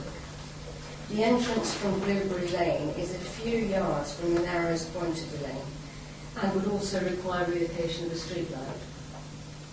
The site is in a low-lying part of the field, which is damp and boggy throughout most of the year, and I think you saw photographs of that with the original submission. And it joins a fast-flowing brook which regularly overflows across the lane during heavy rain. Hardly the best place to build, and whilst the Environment Agency might not see a problem, had the side brook and Blueberry Lane been viewed after heavy rain, they might have changed their minds. And I totally agree with a colleague from Yelverton. We have a lot of underground water in Madewell, we have a lot of springs, and the name Madewell is in agrees. We have 8 wells in the village alone. They're filled from somewhere. No archaeological survey was carried out on the site, and significant medieval remains were found in the field, and the adjacent SLA dates from medieval times. This isn't an altruistic development. A recent survey showed that there was a complete lack of interest in low-cost housing in Madewell. I've just seen the plans for a proposal for 25 low-cost houses in an adjacent village, which will, if approved, surely more than cover the requirements for the whole locality. As we've said before, Daventry now has more than 5 years of housing supply, so the need for this application is irrelevant, and we'd ask you to dismiss it. Thank you. Local member. Oh, sorry, another speaker. Oh dear, sorry, Mr. McDonald. Who's for the application? Yeah, thank you, Mr. Chairman. I'm here on behalf of the school to put my thoughts forward for this application. As you can see from the drawings, there's 3 sides of this site are part of the village already. It has had archaeological digs on it before now. It was part of the original site for 7 houses. This was turned down because it went into the openness of the countryside. We've had discussions with your planners, and we've come to the agreement that this does not infringe on the openness of the countryside and does not extend into the openness either. So, hence, this is why we put this forward as 2 small semi-detached houses rather than across the road where they have executive style housing. I'm not saying that housing needs are met by these smaller houses, but they're halfway there. That's all I've got to say. Thank you. Thank you, sir. Local member, is it you? Is it Brixworth or is it? No, it is Brixworth. It is Brixworth. Yeah. Right, who would like to go first? Out of the 3 of you. Okay, Liz. Thanks very much. Yeah. Thank you, Chairman. Thank you. The office's own words, Chairman, this is a finely balanced application. I hope to convince colleagues here to tip that fine balance against approval of this application this evening. What has changed since the officer's report? On page 138, they do refer to 4.68 years land supply. Of course, we've learnt now we've broken through the 5-year land supply. So the policies HS 22 and 24, which quite rightly the officers gave their credence towards, now have their full powers rather than restricted powers which the lack of land supply may have given them at that particular time. So we'll be talking a little bit about those 2 policies as I go through my address. The development has already been turned down on this site, has been told already, and it was lost on appeal. Now, it was a larger development that was proposed originally, but I think some of the salient features that the inspector made are worth repeating when he refused the appeal. Now, Madewell is a restricted infill village, and as the appeal inspector says, there's no policy definition of infill. And I would suggest that this application is on land which is not within the confines of the village. In fact, village boundaries don't go in nice, neat, straight lines. They go in all sorts of lines following the buildings that are there. And I would suggest this is a finger of open countryside which protrudes into the village. Clearly, to me, it is part of the open countryside, and all the more important that it pokes into the village. Now, I will say that this proposal does intrude on the rural landscape, and that does conflict, in my view, with the NPPF Policy 17, which says that we should be looking at land of lesser environmental value to build on. I would say this does not comply with that. The sustainability, which is NPPF 18 paragraph, also this, I believe, this development offers nothing to offset the loss of the open land. There isn't any sort of compensation for it except 2 houses. It's already, well, like one of the speakers has said, there is no demonstrated need for housing of this nature or indeed anything else in Madewell at the moment, so it's not fulfilling a need. And it's also not essential, the officers themselves say, it isn't essential development to support existing facilities of the village or to help anything survive. So we look at the, going down from the MPPF, we look at the West Northants policy S1. The new development in rural areas will be limited, with emphasis being on maintaining the distinctive character of rural communities and strengthening rural enterprise and linkages between settlements and the hinterlands and so on.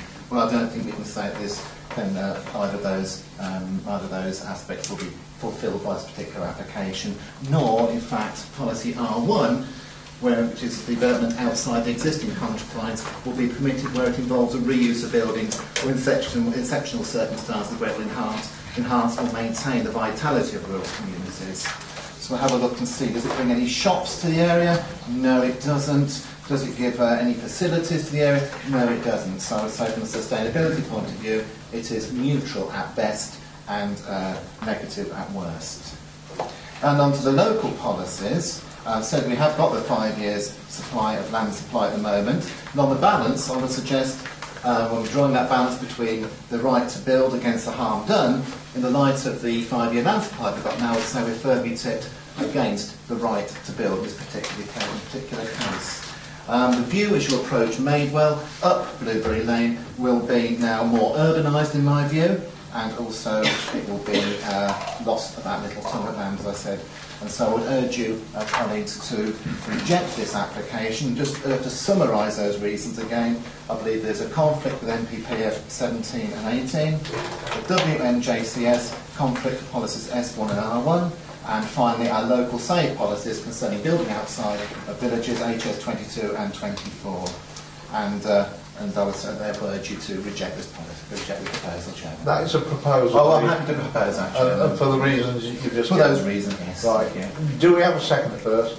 Councillor V, and you'd like to speak as well, or local members first? So, Councillor V. Well, I was just going to, I can't really add much to what Councillor Farrell has said, so I agree with every word that he said on that word. I think the main points here are, it's the policies that he's said. It is outside the confines of the village, and a main concern is about the water course. I used to live in an area which was constantly flooded. It's not a happy situation, so I quite agree with the parish council what they're saying on that. So I'm more than willing to second that. Thank you, Councillor V. Councillor Smith? Sorry. Councillor Smith? Sorry. I thought you put your hand up, sorry. So, Councillor Irving Swift now. Yes, as I am the county councillor, this morning I went in to see where the application was, and I have to say it was some water and it was quite damp when I took the car. And I would agree with the district council. And also I have, when they say that Madewell is reasonably sustainable, Madewell has just one pub and a bus that is off, and a garage and a school. And the reasonably sustainable, I could argue that it's not very sustainable because you need your car to go shopping, or you need your car to go to work. So I will, looking at everything, I think I will go against officer advice. Thank you, Councillor Irving Swift. Councillor Patron? Yes, I can see why this is finely balanced. I'd like to ask the officers some questions, if I may. Is it outside the confines of the village? Technically it is outside the confines of the village, but an officer's opinion, if you look at the visual harm proposal to the west, we have a development of IOP and Annex is still flanked by developments to the west and to the north and to the east. So consequently, whilst it's technically outside the village, we don't feel that it will result in any visual harm to the form or character of the village. So could you just go back 2 pictures, Maria? So it's just going to go in the gap between that tree on the right and the edge of the gable of that building on the left. Okay. So that would constitute infill, wouldn't it then? In a limited infill village. The inspectors have deemed it to be outside the confines of the village. However, we don't consider there's any visual harm by infilling that particular place. Okay. And the requirement, the need for this size or type of house is not a material planning consideration, is it? The financial risk is on the builders. Yeah. If I just come back to you very briefly, in considering that the site was outside the confines of the village, I think it's important for members to note that the inspector was referring to a much larger site which included this site. So whilst it is outside the confines, it also related to a much larger site immediately south of the application site. It was all that, I think. Okay. Sorry, Maria. I think it was a much bigger. It was just the area immediately south of the Elm Cottage. So it was all that. Oh, right. Okay. Councillor Luke. Well, thank you, Chair. I don't think we've really got any firm proposal to turn this down, planning reasons to turn this down. As the doctor's just stated, it doesn't have a visual impact on the village at all. And we need houses. They can do 2 small houses in that village. I'm sure we were told that on the opposite side of the road there's huge houses. So a couple of small houses will make a nice mix of the village. We've got no planning reasons to turn this down, I don't think, and I think we should stay with it as I've got. Thank you, Councillor Luke. If there's right, well, we've got a proposal for the application to be refused. We'll go to the proposal then. We've got a proposal for the application be refused for the reasons given by Councillor Barrett, which has been seconded. All those in favour, please show. 1, 2, 3, 4, 5, 6, 7. Those against? 2, 3, 4, 5, 6. The application is refused for the given reasons. 7 to 6.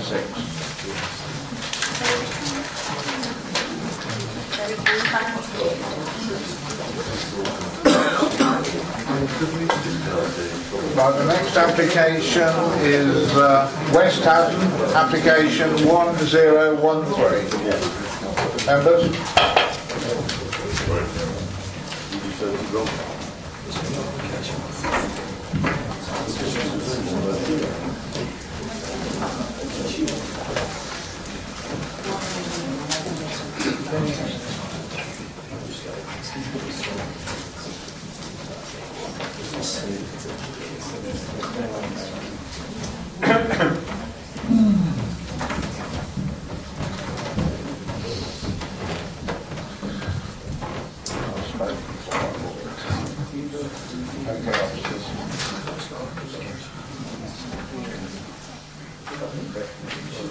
Thanks, Chairman. As members will see, the site clearly lies within the confines of the village, so I don't think there's any arguments about whether it's in or outside the confines.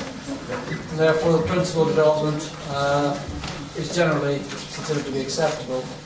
It's also a background site, and policy HS 36, which now is accorded full weight by reason of us looking at a housing land supply of more than 5 years, carries weight and is considered to be up to date. HS 36 does not preclude the development of backland sites, provided to be demonstrated they can be adequately accessed and they don't adversely impact on the immunities of neighbouring properties. So in planning policy terms, the application will be considered against those particular policies. Further material considerations relate to the advice of the Highway Authority and the previous appeal decision, which was dismissed for 2 semi-detached properties, which is referred to in the report. Again, in dismissing the appeal, the inspector quite clearly took the view that access to the site was not an issue in terms of highway safety, and therefore did not use that as a reason for dismissing the appeal, but did go on to dismiss it on the basis that two semi-detached dwellings would impact on surrounding amenities, neighbouring properties, etc. Having taken on board the findings of the inspector, the applicant has submitted an application which is before us, which is for a modest single-storey dwelling, L-shaped in the floor plan, and which has been moved further away as a result of requested amendments from officers to further reduce its impact on neighbouring properties. The elevations facing those properties are blank or at such a distance as to accord with the council's own policies in terms of distances between properties. So in terms of the siting of the property, officers judge the proposal to be acceptable in planning terms, and further conditions are set out in the report to safeguard or give the authority control over any further alterations or extensions so as to consider the impact on the immunity of adjoining neighbours. That leaves the access to the site, which is to be a shared drive. You'll see that the Highway Authority have raised concerns, but in considering the concerns of the Highway Authority, officers must have regard and give significant weight to the findings of the inspector on the previous appeal, in which he found that access to the site was not a matter for dismissing that appeal, and given that access to the site, given that he considered that to be acceptable in respect of a pair of semi-detached properties, we consider that in respect of a single dwelling, as proposed, the proposal is judged to be acceptable. And accordingly, we're recommending the application be approved, Chairman. Thank you, Eamon. We have three speakers, I think. Mrs. Dale, who's against it. I'm reading this on behalf of the residents of Field Close who will be affected by this proposed development. Firstly, I would point out that we have all lodged our objections to every planning application for this site, and these objections still remain. I am sure the committee is aware that many modified plans have been submitted in an attempt to develop this land, which have been refused on account of access and parking. The main objection held by the Field Close residents is that of access and increased traffic. There is already a significant amount of on-street parking, particularly with delivery traffic and in the evening when people return home from work, which will be aggravated with the addition of an extra dwelling, for which no on-street parking is available or possible. The applicant has pointed out that provision has been made for parking at the property, but this does not account for visitors who would have no alternative but to park in the close. This could cause difficulty and inconvenience for anyone attempting to turn around, as Field Close is a cul-de-sac. The access to the property itself is narrow and is shared with the present house at number 20, which at the moment is owned by the applicants. The applicants appear to provide has appeared to provide for a passing place in the plans and has submitted a photograph to illustrate this, but a vehicle has been manoeuvred immediately outside the lounge window of number 20 and no exact measurements have been shown, which only highlights how extremely tight is the space, and it is difficult to understand how this would solve any problem. Whilst we have been advised that the following concerns are not strictly planning considerations, we feel that the committee should be aware that drainage and water pressure are already poor in Field Close, and an additional property would only add to these inadequacies. We have also received requests to voice concerns held by some householders of Old Forge Drive, which runs around the rear and side of the proposed developments. These residents are not affected in the same way as those in Field Close, but they are concerned that the proximity of the dwelling will take away their privacy. From an environmental point of view, the proposed development land has several mature trees and bushes which provide a natural haven for many species of birds and butterflies. This is a much needed in an already heavily developed area of the village. Taking all these factors into account, we would request that the committee refuse this application. Thank you. Mrs. Dugdale. Parish Council. We've got you down to speak. Yes. Ah, right. We've got a question mark next to you. So Yes, Councillor Alan Burks. Mr. Question Mark. Thank you. So, Chairman, Councillors, ladies and gentlemen, West Haddon Parish Council found this a very difficult application. So, whilst in principle West Haddon Parish Council had no objection to the erection of a dwelling on the site, we realise there's a great deal of concern being raised by the residents living in close proximity to the proposed site development. Parish Council needs to ensure that all the planning requirements have been taken into consideration and adhered to. We have a concern that some of the points raised previously have not been fully addressed, in particular in respect of the access, the traffic flow in the area and the parking issues. We are reliably informed that Northampton Highways still have their concerns. And this is, we feel, with the parking issues, it may well be that it exacerbates the current problems. Thank you. Thank you. Two local members, myself and the... Oh, yeah. I'm trying to get... sorry about that. Mrs. Shaw, who wants to speak for the application. Good evening. I do apologise for missing you out. Sorry. I'm like that. I wish to speak on behalf of the applicant, my 82-year-old mother. It was her wish to build 2 small bungalows on the land, one for her son and the other for herself and her severely disabled daughter. The application was unfortunately refused on appeal due to non-compliance with policies HS 36 and EN 42 relating to background development. This current application was made on the 14th of November last year, and the plan subsequently modified to provide a more spacious layout on this very large plot. The proposed development now conforms to these policies in terms of its design, height and orientation in relation to the existing 1960s settlement. Extra traffic generated by this development will be minimal, 2 cars at most. Also, vehicles have ample off-road parking and turning space and can exit the site in a forward direction along a drive which has been widened to allow vehicles to pass each other without waiting in the highway, and you've seen the photograph. During the previous appeal process, the inspector examined the access and deemed it to be suitable. This was for 2 dwellings, not the single one applied for this time. I have a copy of that report if you wish me to read the paragraph that's relevant to that. A housing needs survey conducted last year by Daventry District Council on behalf of West Haddon identified the need for more privately owned bungalows in the village.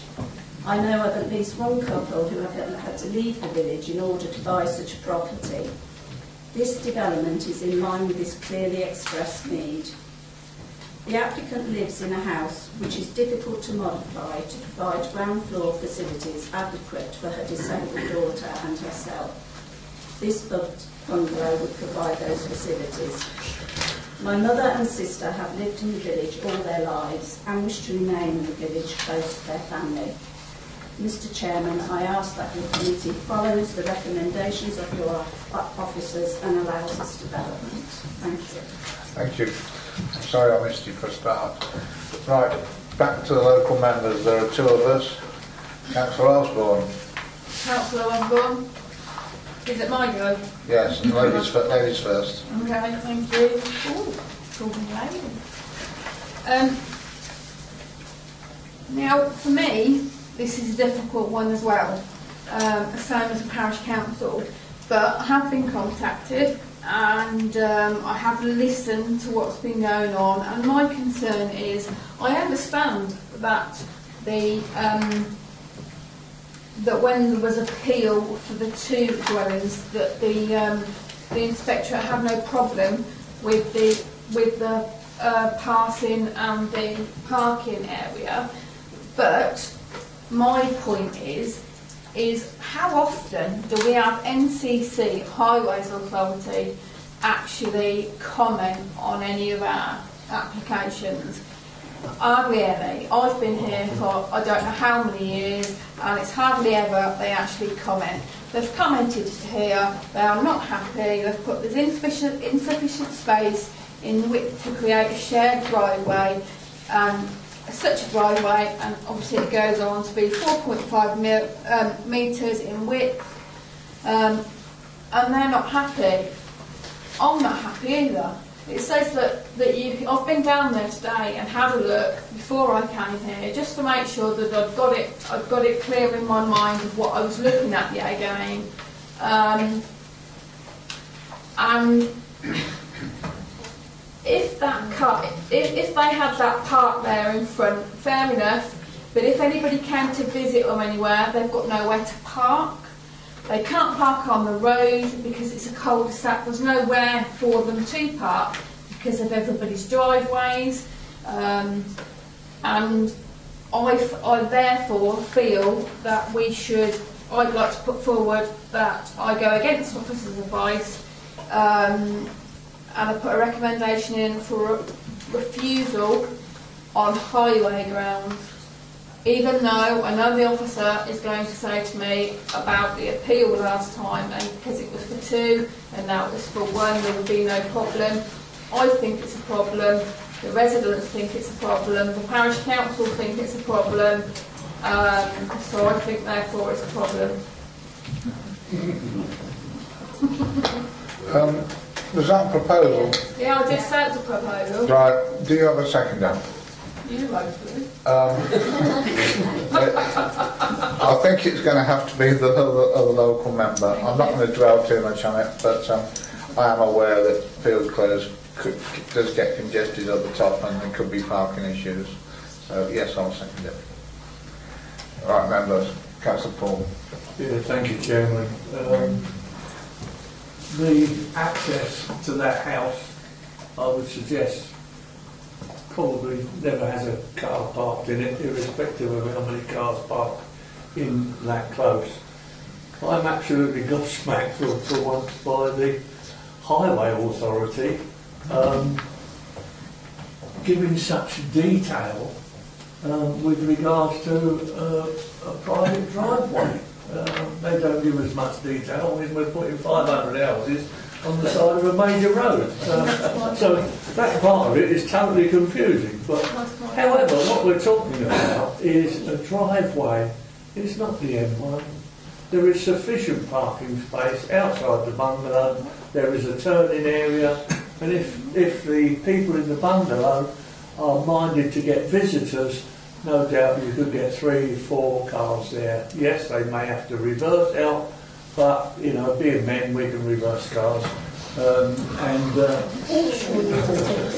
you can't make sexist comments like that. But strike that out. The point being is that there is room there for at least 3 cars, and one would have, yes, you would have to reverse them.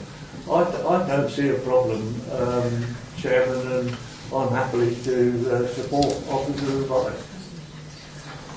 Thank you, Councillor Paul. Councillor Randall next. Yeah, thank you, Chairman. The photograph where it shows those 2 cars passing, it looks to me like it's gone onto the gravel. Yeah, at that bungalow. Is that so? I assume then, yeah, the one before as well. Oh, where's it gone? No, it's... Yeah, that one. Yeah.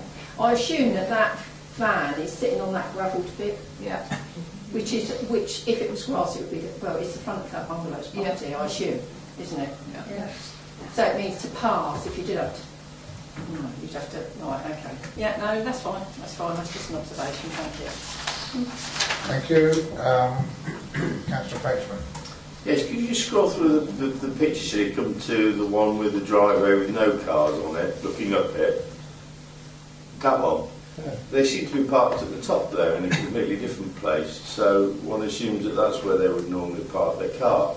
So if they have a visitor, the visitor would park on the gravel bit in front of the house where we just saw the van. So while I agree that it looks a bit tight, I don't think with the bungalow, if it's being lived in by the occupants of the lady, her mother the other occupant that there's going to be hardly any traffic movements. Again, through you, Chairman, as Councillor Frenchman points out, that you can see there's quite a large area to the side of the existing property which provides parking for the sale of that property. Yeah. So the gravel area at the front of the bungalow is simply that gravel area, but there's a parking area already alongside it. So, Thank you. Councillor Osborne. Well, it doesn't sound like anybody's listening anyway, so everybody's got obviously their own point, but I'm just saying I don't think it's, I'll stand by what I'm saying. I don't think what Councillor Poole says is right, and especially as, I mean, you haven't actually seen it, haven't been there and seen what it's like. But anyway, I'll leave it at that. Thank you.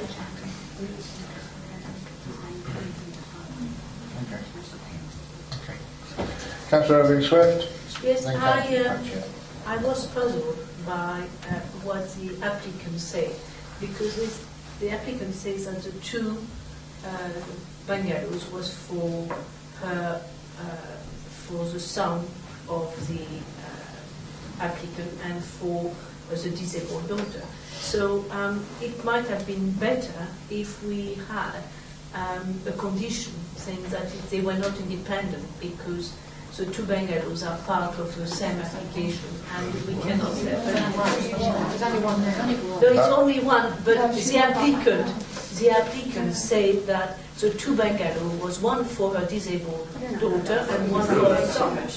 No, apparently that can't happen. No. Through you, Chairman, that was the previous application. Yes. There's two properties. Yeah.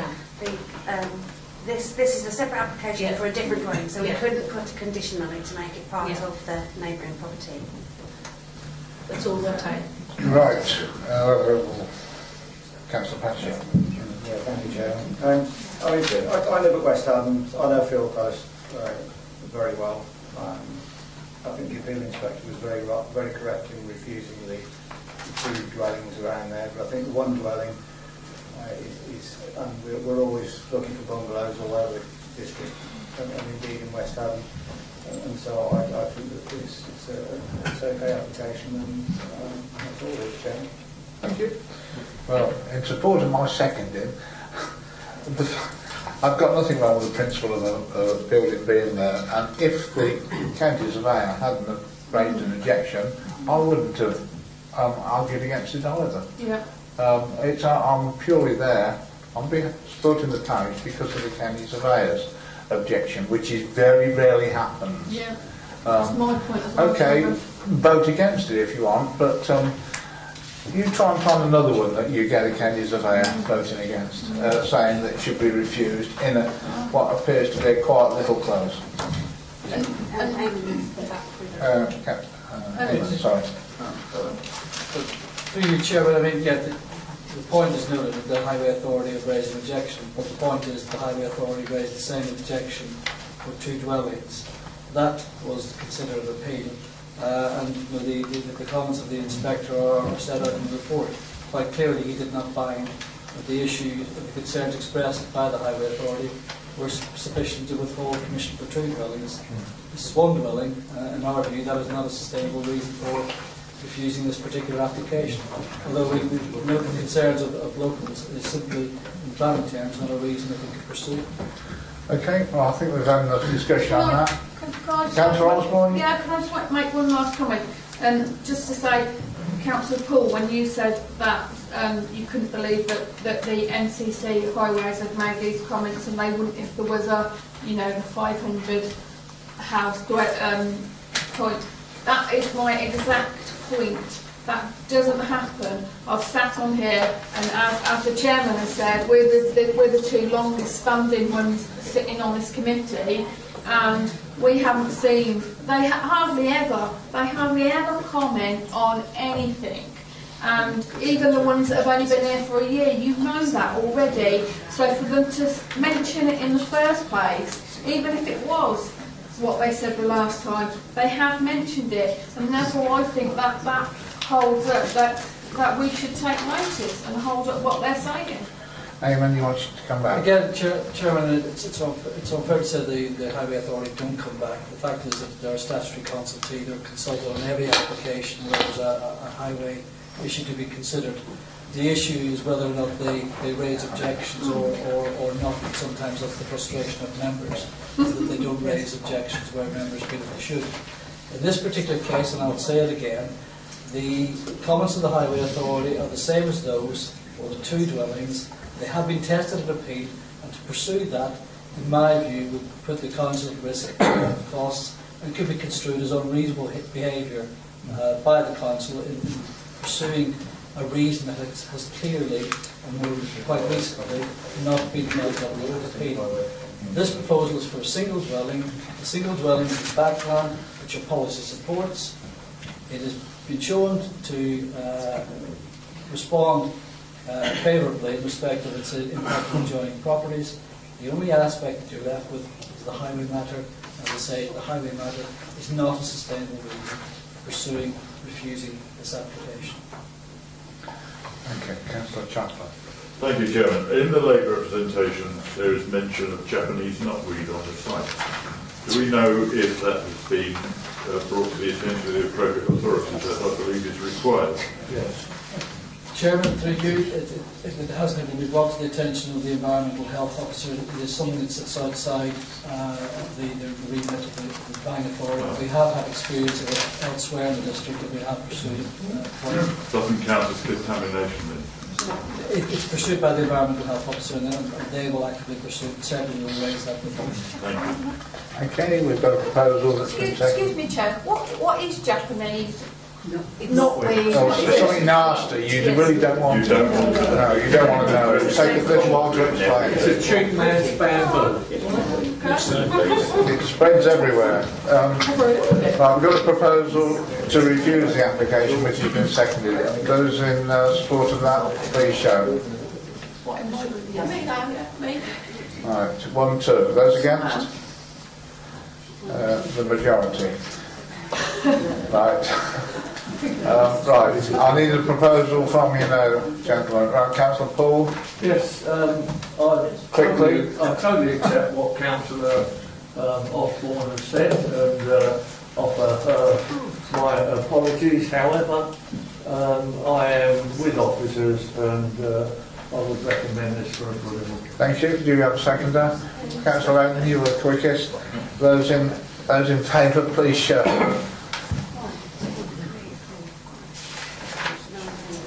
Right, those against?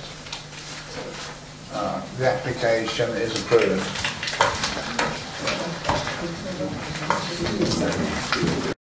Move on to 0069, which is Naisby.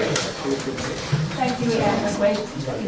Very large in the confines of the village, it currently accommodates a garage and a hallway with the main dwelling called Battle House. Our house itself is the form of a detached shallow bungalow that lies on the south side of School Lane, approximately 30 metres at its junction with Church Street. The application before members tonight is a full application for the demolition of the garage and hallway link and the construction of a 3-bedroom, 1.5-storey dwelling with dormers to the front and roof lights to the rear. You'll see from the illustrations that parking for 2 vehicles is provided to the front with a hard standing, and new hard standing is provided for the parking of vehicles associated with the existing dwelling. Except for the proposed dwelling will have a modest amount of private open space, but due to market forces, it is often these small sites that help to provide a greater mix of housing in villages, and which would suit first-time buyers or more mature occupants. The site of the dwelling is aligned with dwellings on either side, and its design is sympathetic to the style of dwellings and buildings on the south side of School Lane itself. The proposed layout demonstrates there is sufficient means of access and parking for the proposed and existing dwelling, and from the report you'll see that the County Highways Authority have raised no objection to the proposal. Overall, the proposal is considered to accord with the development plan and is therefore recommended for approval by officers. Thank you, Chairman. Thank you, John. Speakers. Mr. Millican, agent. Thank you, Chairman, and good evening, councillors. I'm the agent for the applicant and also the architect for this proposal. From the outset, we sought to design this scheme in a way that respects the character of the village.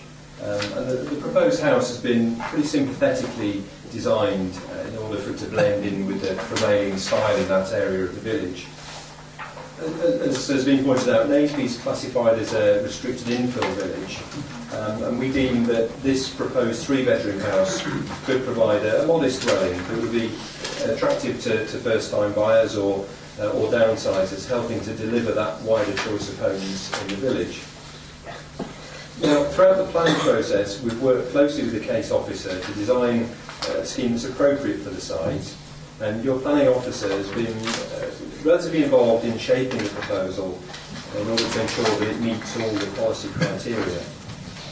The planning officer's report sets out very clearly how the proposal is acceptable in those policy terms and how the architectural design and layout have been carefully considered in order to complement those existing surroundings. During the planning consultation process, we have noted that a number of objections have been raised by local residents and the parish council in relation to the proposals, and in particular the proposed car parking arrangements. Your highway officer has been consulted, and she's confirmed that the proposed highway access and car parking is perfectly acceptable and that the development would not affect highway safety. Your planning officer has also confirmed that the proposed access and car parking arrangements are acceptable. Despite the fact that there may be some perceived issues with on-street parking in School Lane, both the proposed new dwelling and the existing house, Battle House, will both benefit from off-street car parking, and we therefore contend that any existing perceived parking issues in School Lane will not be affected by the proposed development.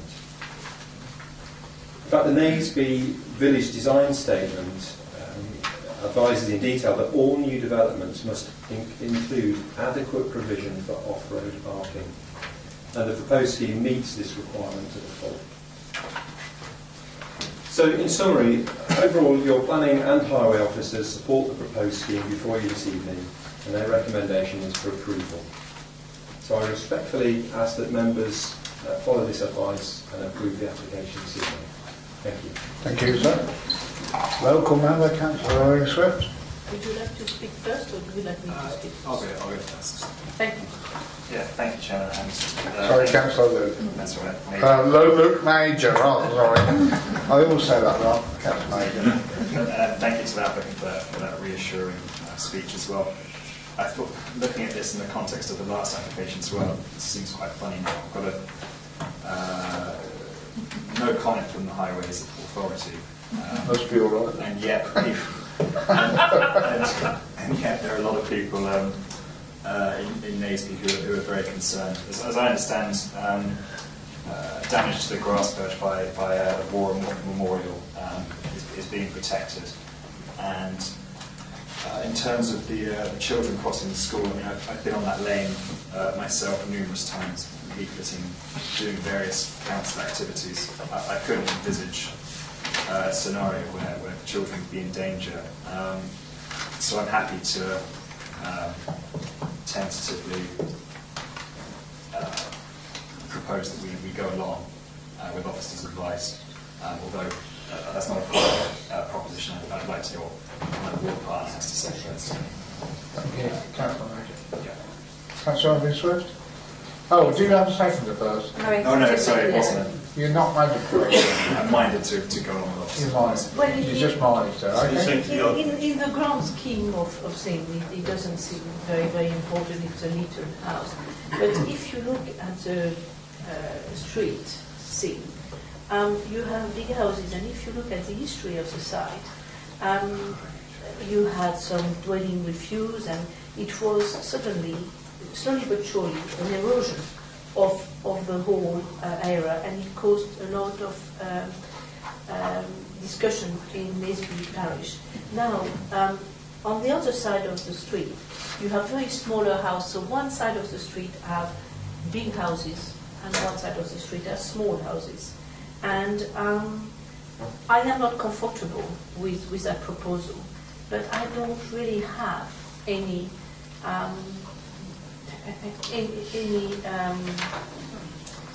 any other. I think it's another development of the site as it is, because with the history of the site you can see that 2 dwellings were refused, and after slowly and surely erosion. So for me it's another development of the site, and that is where I will differ from officers. Thank you. Any other comments from members? Thank you, Chair. Yeah, a bit about the war memorial and the edging getting damaged. Is there any proposal to do something to prevent that being damaged at all?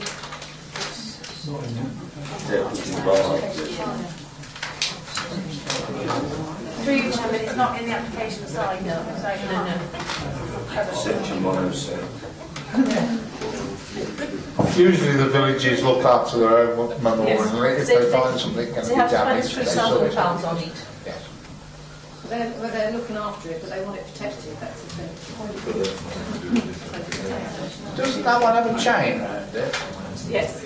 I think it has some little posts and chains around it, doesn't it? Yes. They have spent quite a lot of money last year for the preservation, Yes. but it has been damaged. It's actually a house along, I'm not part of the application, Chair. yeah, it's quite away from the application. No, it's in a little corner It's there. in the middle of the road, isn't it? It says here, one memorial, just there. Yeah, that's the one. Include with a name on it. Oh, I see how you rose to the top. Right, any other comments from members? If not, I could... Councillor Owen? I don't see any problem with this. It's got off-road parking. It's going to be the right size to sit in there. If there's problems on the road already, this isn't going to make any difference to them. Their cars are going to be off the road.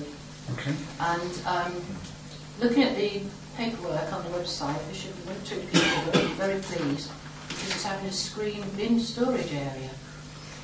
So I go along with that. Okay. We Is don't that- usually get those details. And it's Especially not in Naysby, do you? Pardon? Especially not in Naysby, thinking of one we had further round, where we didn't have a bin storage area. Are you making that a proposal or not? I propose that we go with that. Okay. Do we have a seconder? Councillor Chandler, thank you. Do you wish to speak, Councillor Chandler? No, thank you, Chairman. Okay. We have a proposal that's been seconded that the application be approved. All those in favour, please show. 1, 2, 3, 4, 5, 6, 7, 8. Those against? Okay, the application is approved. You better vote on it.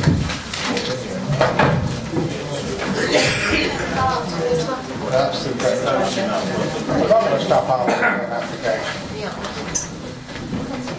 Right, as per council procedure, we should stop at 9:15. But if we, and then vote on whether we continue. But if we do, we'll be in the middle of a presentation by somebody, which is a bit stupid. So we'll do it now. Is it your wish we carry on and finish? Yes. Agreed? Good.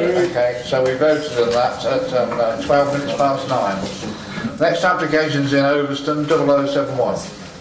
Thank you, Chairman. Members will be familiar with this site. It forms the Overston Park Golf Course and is established leisure and tourist destination which offers golfing facilities, holiday accommodation, clubhouse together with the health and fitness facilities. The site itself has recently received approval for the construction of 8 holiday lodges, and work have commenced with the construction of the improved lodges. In improving the lodges, a number of conditions were imposed.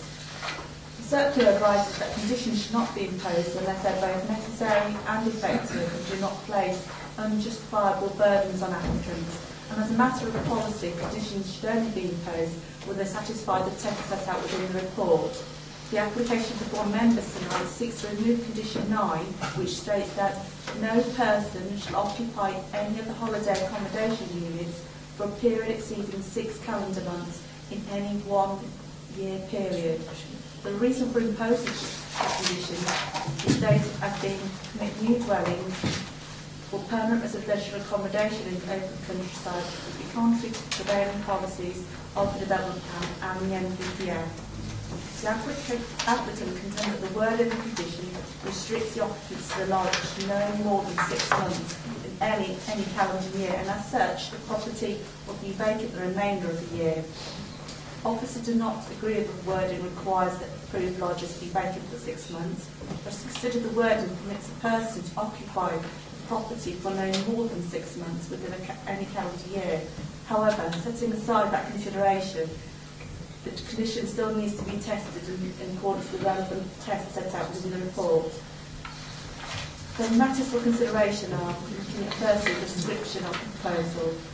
The proposal in its original forms in the description set out the construction of 8 holiday lodges, and therefore its description is clear that the intent is for temporary accommodation and not permanent accommodation. In approving the application, a number of other conditions were also imposed to ensure that lodges were useful for the purpose intended. Condition 7 states that the accommodation units hereby permitted should be used for holiday purposes only. Condition 8 states that the holiday accommodation units should not be occupied as a person's sole or main place of residence. And Condition 10 required the owner of a holiday accommodation to maintain an up-to-date register to monitor the occupation of the accommodation, and any such register should be available for inspection by the local planning authority at any time when requested, and should contain the details of those persons occupying the units, their names, their main permanent address, and the period of occupation of the unit. The original purpose of Condition 9 was to ensure that approvable units were not used as permanent residential properties by any occupant. Now, consideration of the other conditions imposed and the wording of the original description, it's often considered that the condition is not necessary nor reasonable in the context that the local planning authority should not determine a person's period of holiday. Having regard to these matters, the officers consider that the application is acceptable and consider that the removal of the condition be approved. Thank you, Chairman. Thank you, John. We have one speaker, Mr. Bromley, who's an agent. Thank you, Chairman. If I pass out through heat stroke during the course of my presentation, we can stop the clock. We've got exactly the same problem up here as well. So I was going to get when I come round again.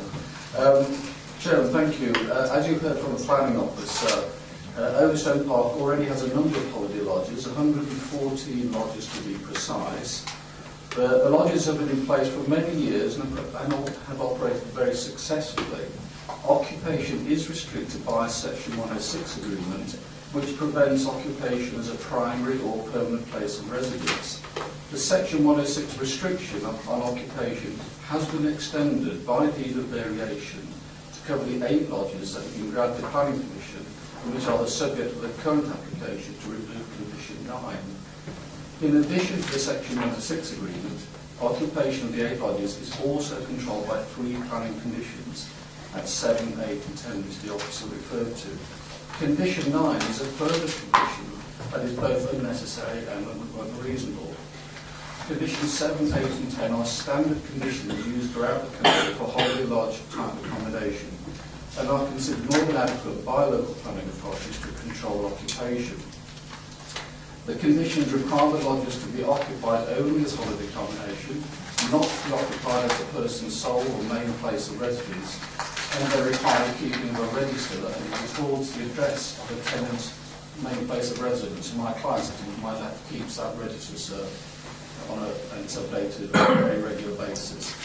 In my research on holiday lodges and planning controls, I have not been able to find a single planning permission in any other authority that is equivalent to Condition 9. The rare occasions they come up on a field inspectors have always struck them out for the reason that, again, the officer explained. My client has asked me to reassure you this evening that he actively manages occupation of the holiday lodges and has done so since taking over ownership of the site in 1997. The control is exercised through a landlord's lease that ensures that lodges may not be occupied as a person's primary or permanent place of residence. Within the last 3 weeks, a new tenancy was declined because the prospective tenant could not satisfactorily demonstrate that they had a principal and permanent place of residence. Conditions 7, 8 and 10 and the Section 106 agreement are enforceable and necessary and they enforce the controls over occupation. Chairman, there is no need for condition 9. It is unnecessary and it's unreasonable. So with respect, Chairman, we would ask you to remove condition 9. Thank you, sir. Thank you, Councillor. Councillor Warren. Thank you, Chair.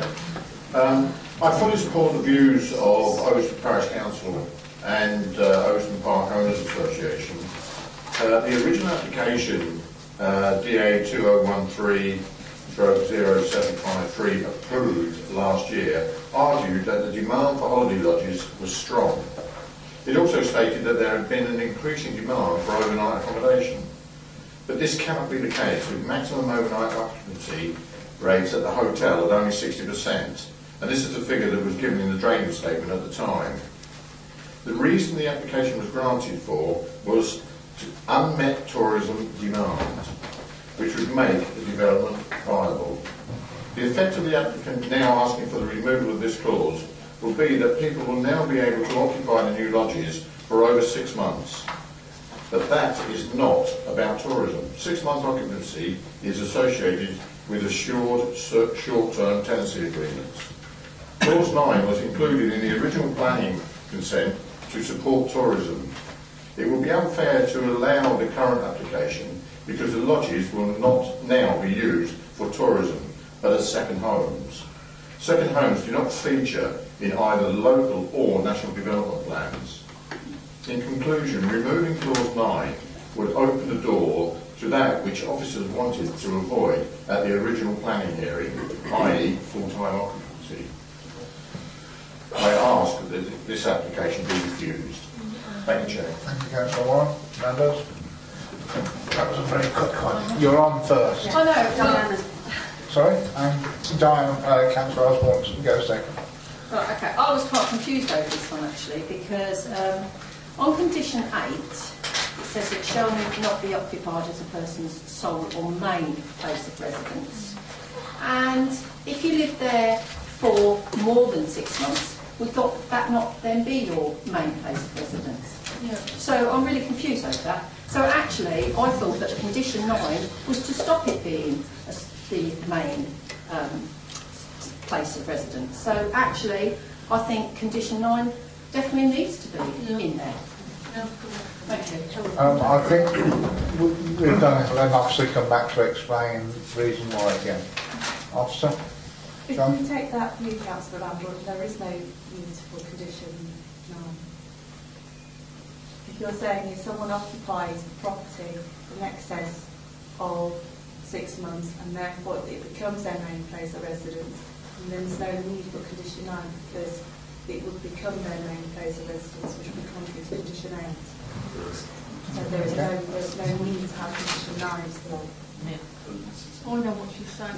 I think, can I say, I think what Councillor Landley wants is she doesn't want it to them to stay in them for longer than 6 months. That's what she's trying to say. She thought that, correct me if I'm wrong, but Councillor Randall thought that condition 9 stopped that from happening. Yeah. That's what I thought. No, I know. I think that's what she's. No, I know, but she's just been told by an officer, just to make it clear. But she's still confused. Yes, but condition 8 covers it anyway. So you could take 9, throw it out the window, and 8 would still cover it. The same way as it does the rest of the lodges with 106 agreements as well. Okay. So I agree. But I see what she. None of us want that to happen, but it's covered by 8. Yeah. Okay. Well, So what you're saying is, if we did remove 9, then nobody could stay in holiday lets more than 6 months. Unless they contravened what I suppose, unless they contravened number 8, in which case the management would make sure it didn't happen, Right, which well, they're demonstrating. Yeah, no problem. Sorry, who have I got next? Councillor Frenchman next. Thank you. If they are the same, what's the point in removing it? Yeah. Because it's the same, therefore we might as well repeat ourselves. Well, let's go back to the tests. But if it's the same, then it'll pass the test as 8 would. But it's not necessary. But it doesn't matter, does it? Yeah, the test says it's got to be must meet the tests and then you can do. But it must do if it's the same as 8. No, It's not the same. Not the same. Read 8.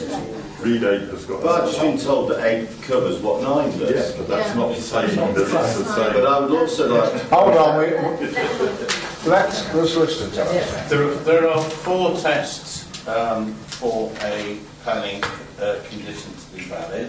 It has to be reasonable, it has to be necessary, I'm trying to remember the other 2. Enforceable and tested, relevant. So we've got problems with this on a number of counts. It isn't necessary because condition 8, albeit it says something different, covers it. It isn't reasonable to have this because it's not permanent braces, it's unhelpful duplication. And it's actually arguably irrelevant when you've got other means of enforcing it. So for all of those reasons, when we test it, it doesn't meet the tests set out for conditions. So I'd like, so I'm going to finish my point, is that the applicant wants to remove it because they believe that they would have a lodge that was empty for 6 months. Is that not correct? No. No.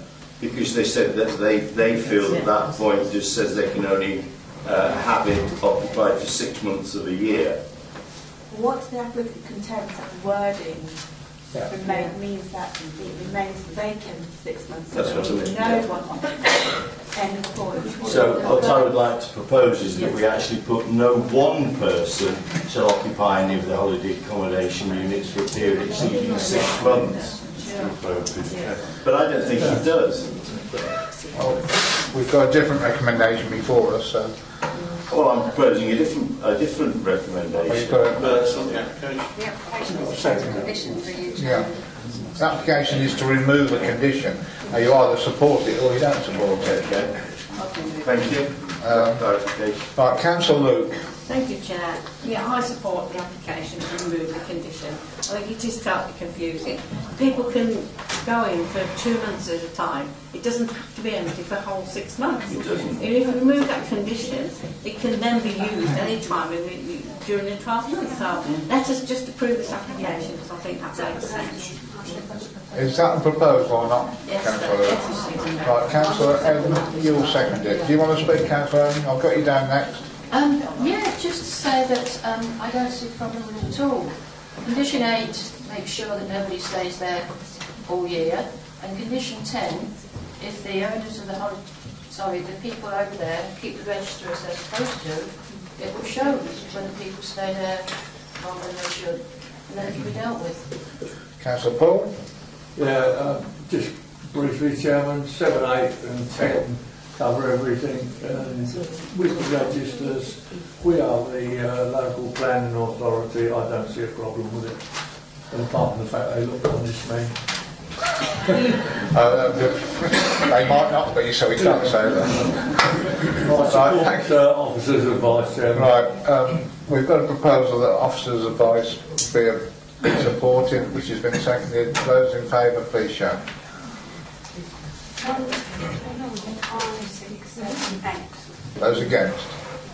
1, 2, 3, 4, 5. Right, the application is approved.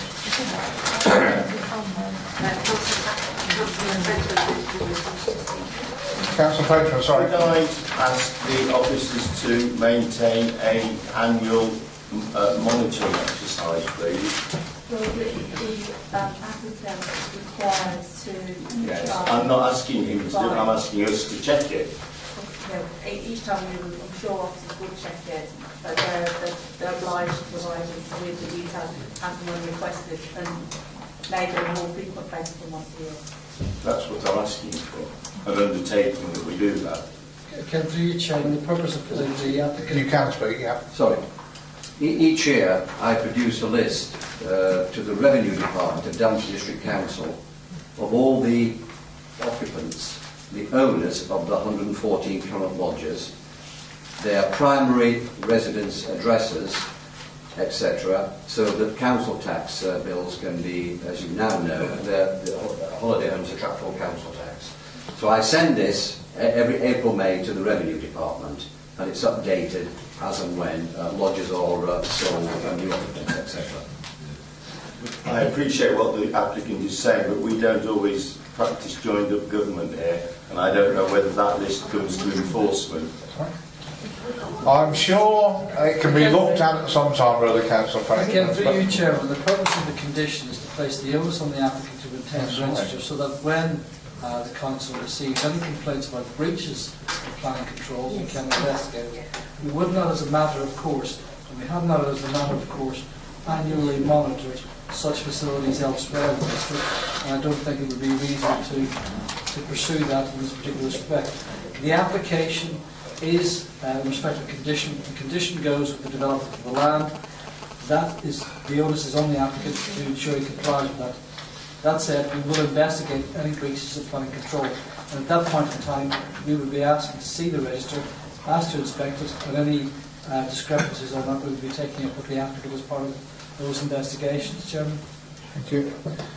Let's say the management's street cred would go down greatly if he was found to be violating that position, and we wouldn't be very interested in looking at what you've got in future, would we? Unless you got it right. Okay, we move on. The next application is in Staverton, 0094. Hang on. Thanks, Chairman. Chairman, the issue here is really quite simple, is stone as opposed to brick. The application is approved, the dwelling is approved as a replacement dwelling, approved on the basis it was acceptable in planning terms. It is in a complex of other buildings which have also been subject to approvals by the council. Those buildings have been agreed to be constructed in brick. The applicant is now seeking to vary a condition in respect of the stone material to allow the approved dwelling to be constructed in brick as opposed to stone. In our view, although stone is traditional across Northamptonshire, it's not a particularly traditional element in this particular part of Badby Lane. There are numerous examples of brick-built buildings along this part of the lane, and indeed the isolation hospital to the east of the site has recently secured approval for 4 dwellings, again to be constructed in red brick. There are some photographs of the brick that has been used on other sites within the district. Yeah. Let's go to the bottom. These are examples of all the properties on Badby Lane. And just go to the bottom. Should be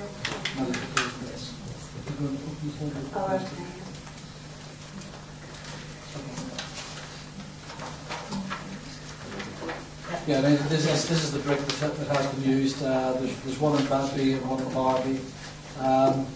In our view, it's a perfectly acceptable brick, although it might be desirable to have it built in stone. We don't consider that there's sufficient reason in this particular case to sustain a reason for withholding the request to build it in brick. Chairman, thank you. Thank you. Do we have any speakers? No. No speakers. Right, local member, Councillor Bashir.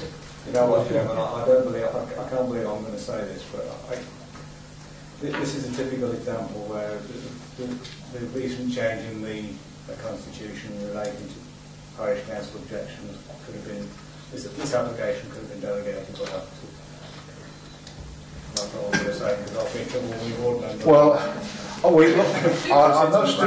must admit we looked at it, and we felt that as the parish council had given a valid planning reason, because it is, and I have to say it was a matter of opinion whether it was a valid planning reason. Out of 2 members that looked at it, 1 member thought it was, and that was me, and the vice chairman thought it wasn't a valid planning reason. It's your fault. No, I was on your side. But I see what you mean, Councillor Patchett. It was very close to being, but you could interpret that as a valid planning reason. We didn't want the wrath of another parish council. I would just say that this is also grist for the mill, is to, when the ward member says something that has concerns, it's probably Well, It's good to listen to the ward. anyway, it's here, so if I have a proposal... sorry, Councillor. Sorry, you forgot? No, I've got a question, that's All right, yeah. But I don't think I was first. But... No, you may go now. You may Okay, speak. yeah, I've just got a question to ask. Was who set the condition in the first place? Was it as a condition for the parish council? The council set the condition through your Yeah. chairman as local planning authority, and the report sets out the reasons why that condition was set, which was in the interest of the visual need of the area, given that it was in a special landscape area. The applicant's proposed changes now from stone to brick enables the council to consider the changes in materials in regard to the special landscape area. In our view, the change to brick doesn't impact on the special landscape area, and accordingly we're recommending it to be approved. Had the parish council not objected, we would have dealt with this under delegated authorities. The parish council had objected, they quoted valid planning reasons, hence we're here tonight at 25 to 10, dealing with this issue. Councillor Ed. I don't want to say anything else apart from I propose we follow the yes. Thank you. Seconded, Councillor Paul. All those in agreement, please show. That's a fact. 13. Right, those against? Nobody. Okay, the application is approved.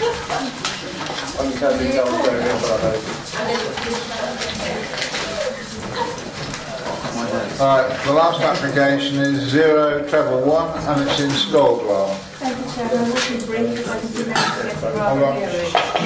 The site code in the confines of the village is per the semi-detached range which forms a group of 8 similar properties to the south side of East End.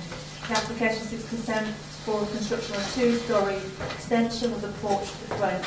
The proposal did originally contain a small single-storey extension to the rear, which was subject of concerns raised by the parish council and by our neighbours as well. However, this was measured and found to be into development and consequently removed from this application. There are no objections from the parish council or neighbours regarding a 2-storey projecting gable extension, which is very similar to extensions which have been approved on the only bone of contention is the proposed porch. The dwellings at the south side of East End, which are a similar appearance, are characterised by porches of varying designs and sizes, which some enclosed and some open. In regards to this particular porch, this one is an open one, which is under the overhanging hipped roof with a supporting corner post. Officers don't consider the porch as particularly out of character or harmful to the visual unit of the area, and accordingly recommending approval. Thank you, Chairman. Thank you, Chairman. Well, you must be Mr Sanders because there's nobody else left. So. Right. Thank you. Right, basically we've covered most of it anyway. The parish council objected to our application, as we already stated, namely the rear extension and the style of the porch. The rear extension, as we've already said, has been removed from the application because it's deemed permitted development. The porch does not resemble the others in the street, but then they're all different anyway. So this design couldn't really be in keeping with all of the properties. So the criteria set by the National Planning Framework specifically states appropriate innovation should not be discouraged, providing that the development responds to the local character and history and reflects the identity of the surroundings and materials. We believe this is in keeping with what's in the area. National Planning Framework also states that development should add overall quality of the area, and again we feel that design improves the area anyway. It's a sort of standard ex-local authority house, and we believe it will look at the overall street scene, I should say. And that's all I've really got to say. Okay, sir. Thank you. Thank you. Local members, Brooksville members, Councillor Lee. Thank you, Chairman. But I know East End and Scotland very well, and I do not have a problem with this one at all. I really don't. So all I can say is that I would just go along with officers' advice. Is that a proposal? Yes, it is. Thank you. Do we have a seconder? Councillor Frenchman? Barrett. Councillor Barrett. Okay, I'll put you down as a second, Councillor Barrett. Do you wish to speak? Only very briefly endorse what Councillor Vick has said. GN2 about timescale and design in keeping with the village. I think it is different, but that's possibly a merit rather than a demerit. I think it's the neighbours haven't objected. It's in accordance with the village design statement. Doesn't disagree with that. I can find no reason to object. So I'll happy to second it. Well, unless we've got the other speakers, which we haven't. Yes. All those in favour of that proposal, please show. 13. Okay, the application is approved. And that concludes the planning meeting.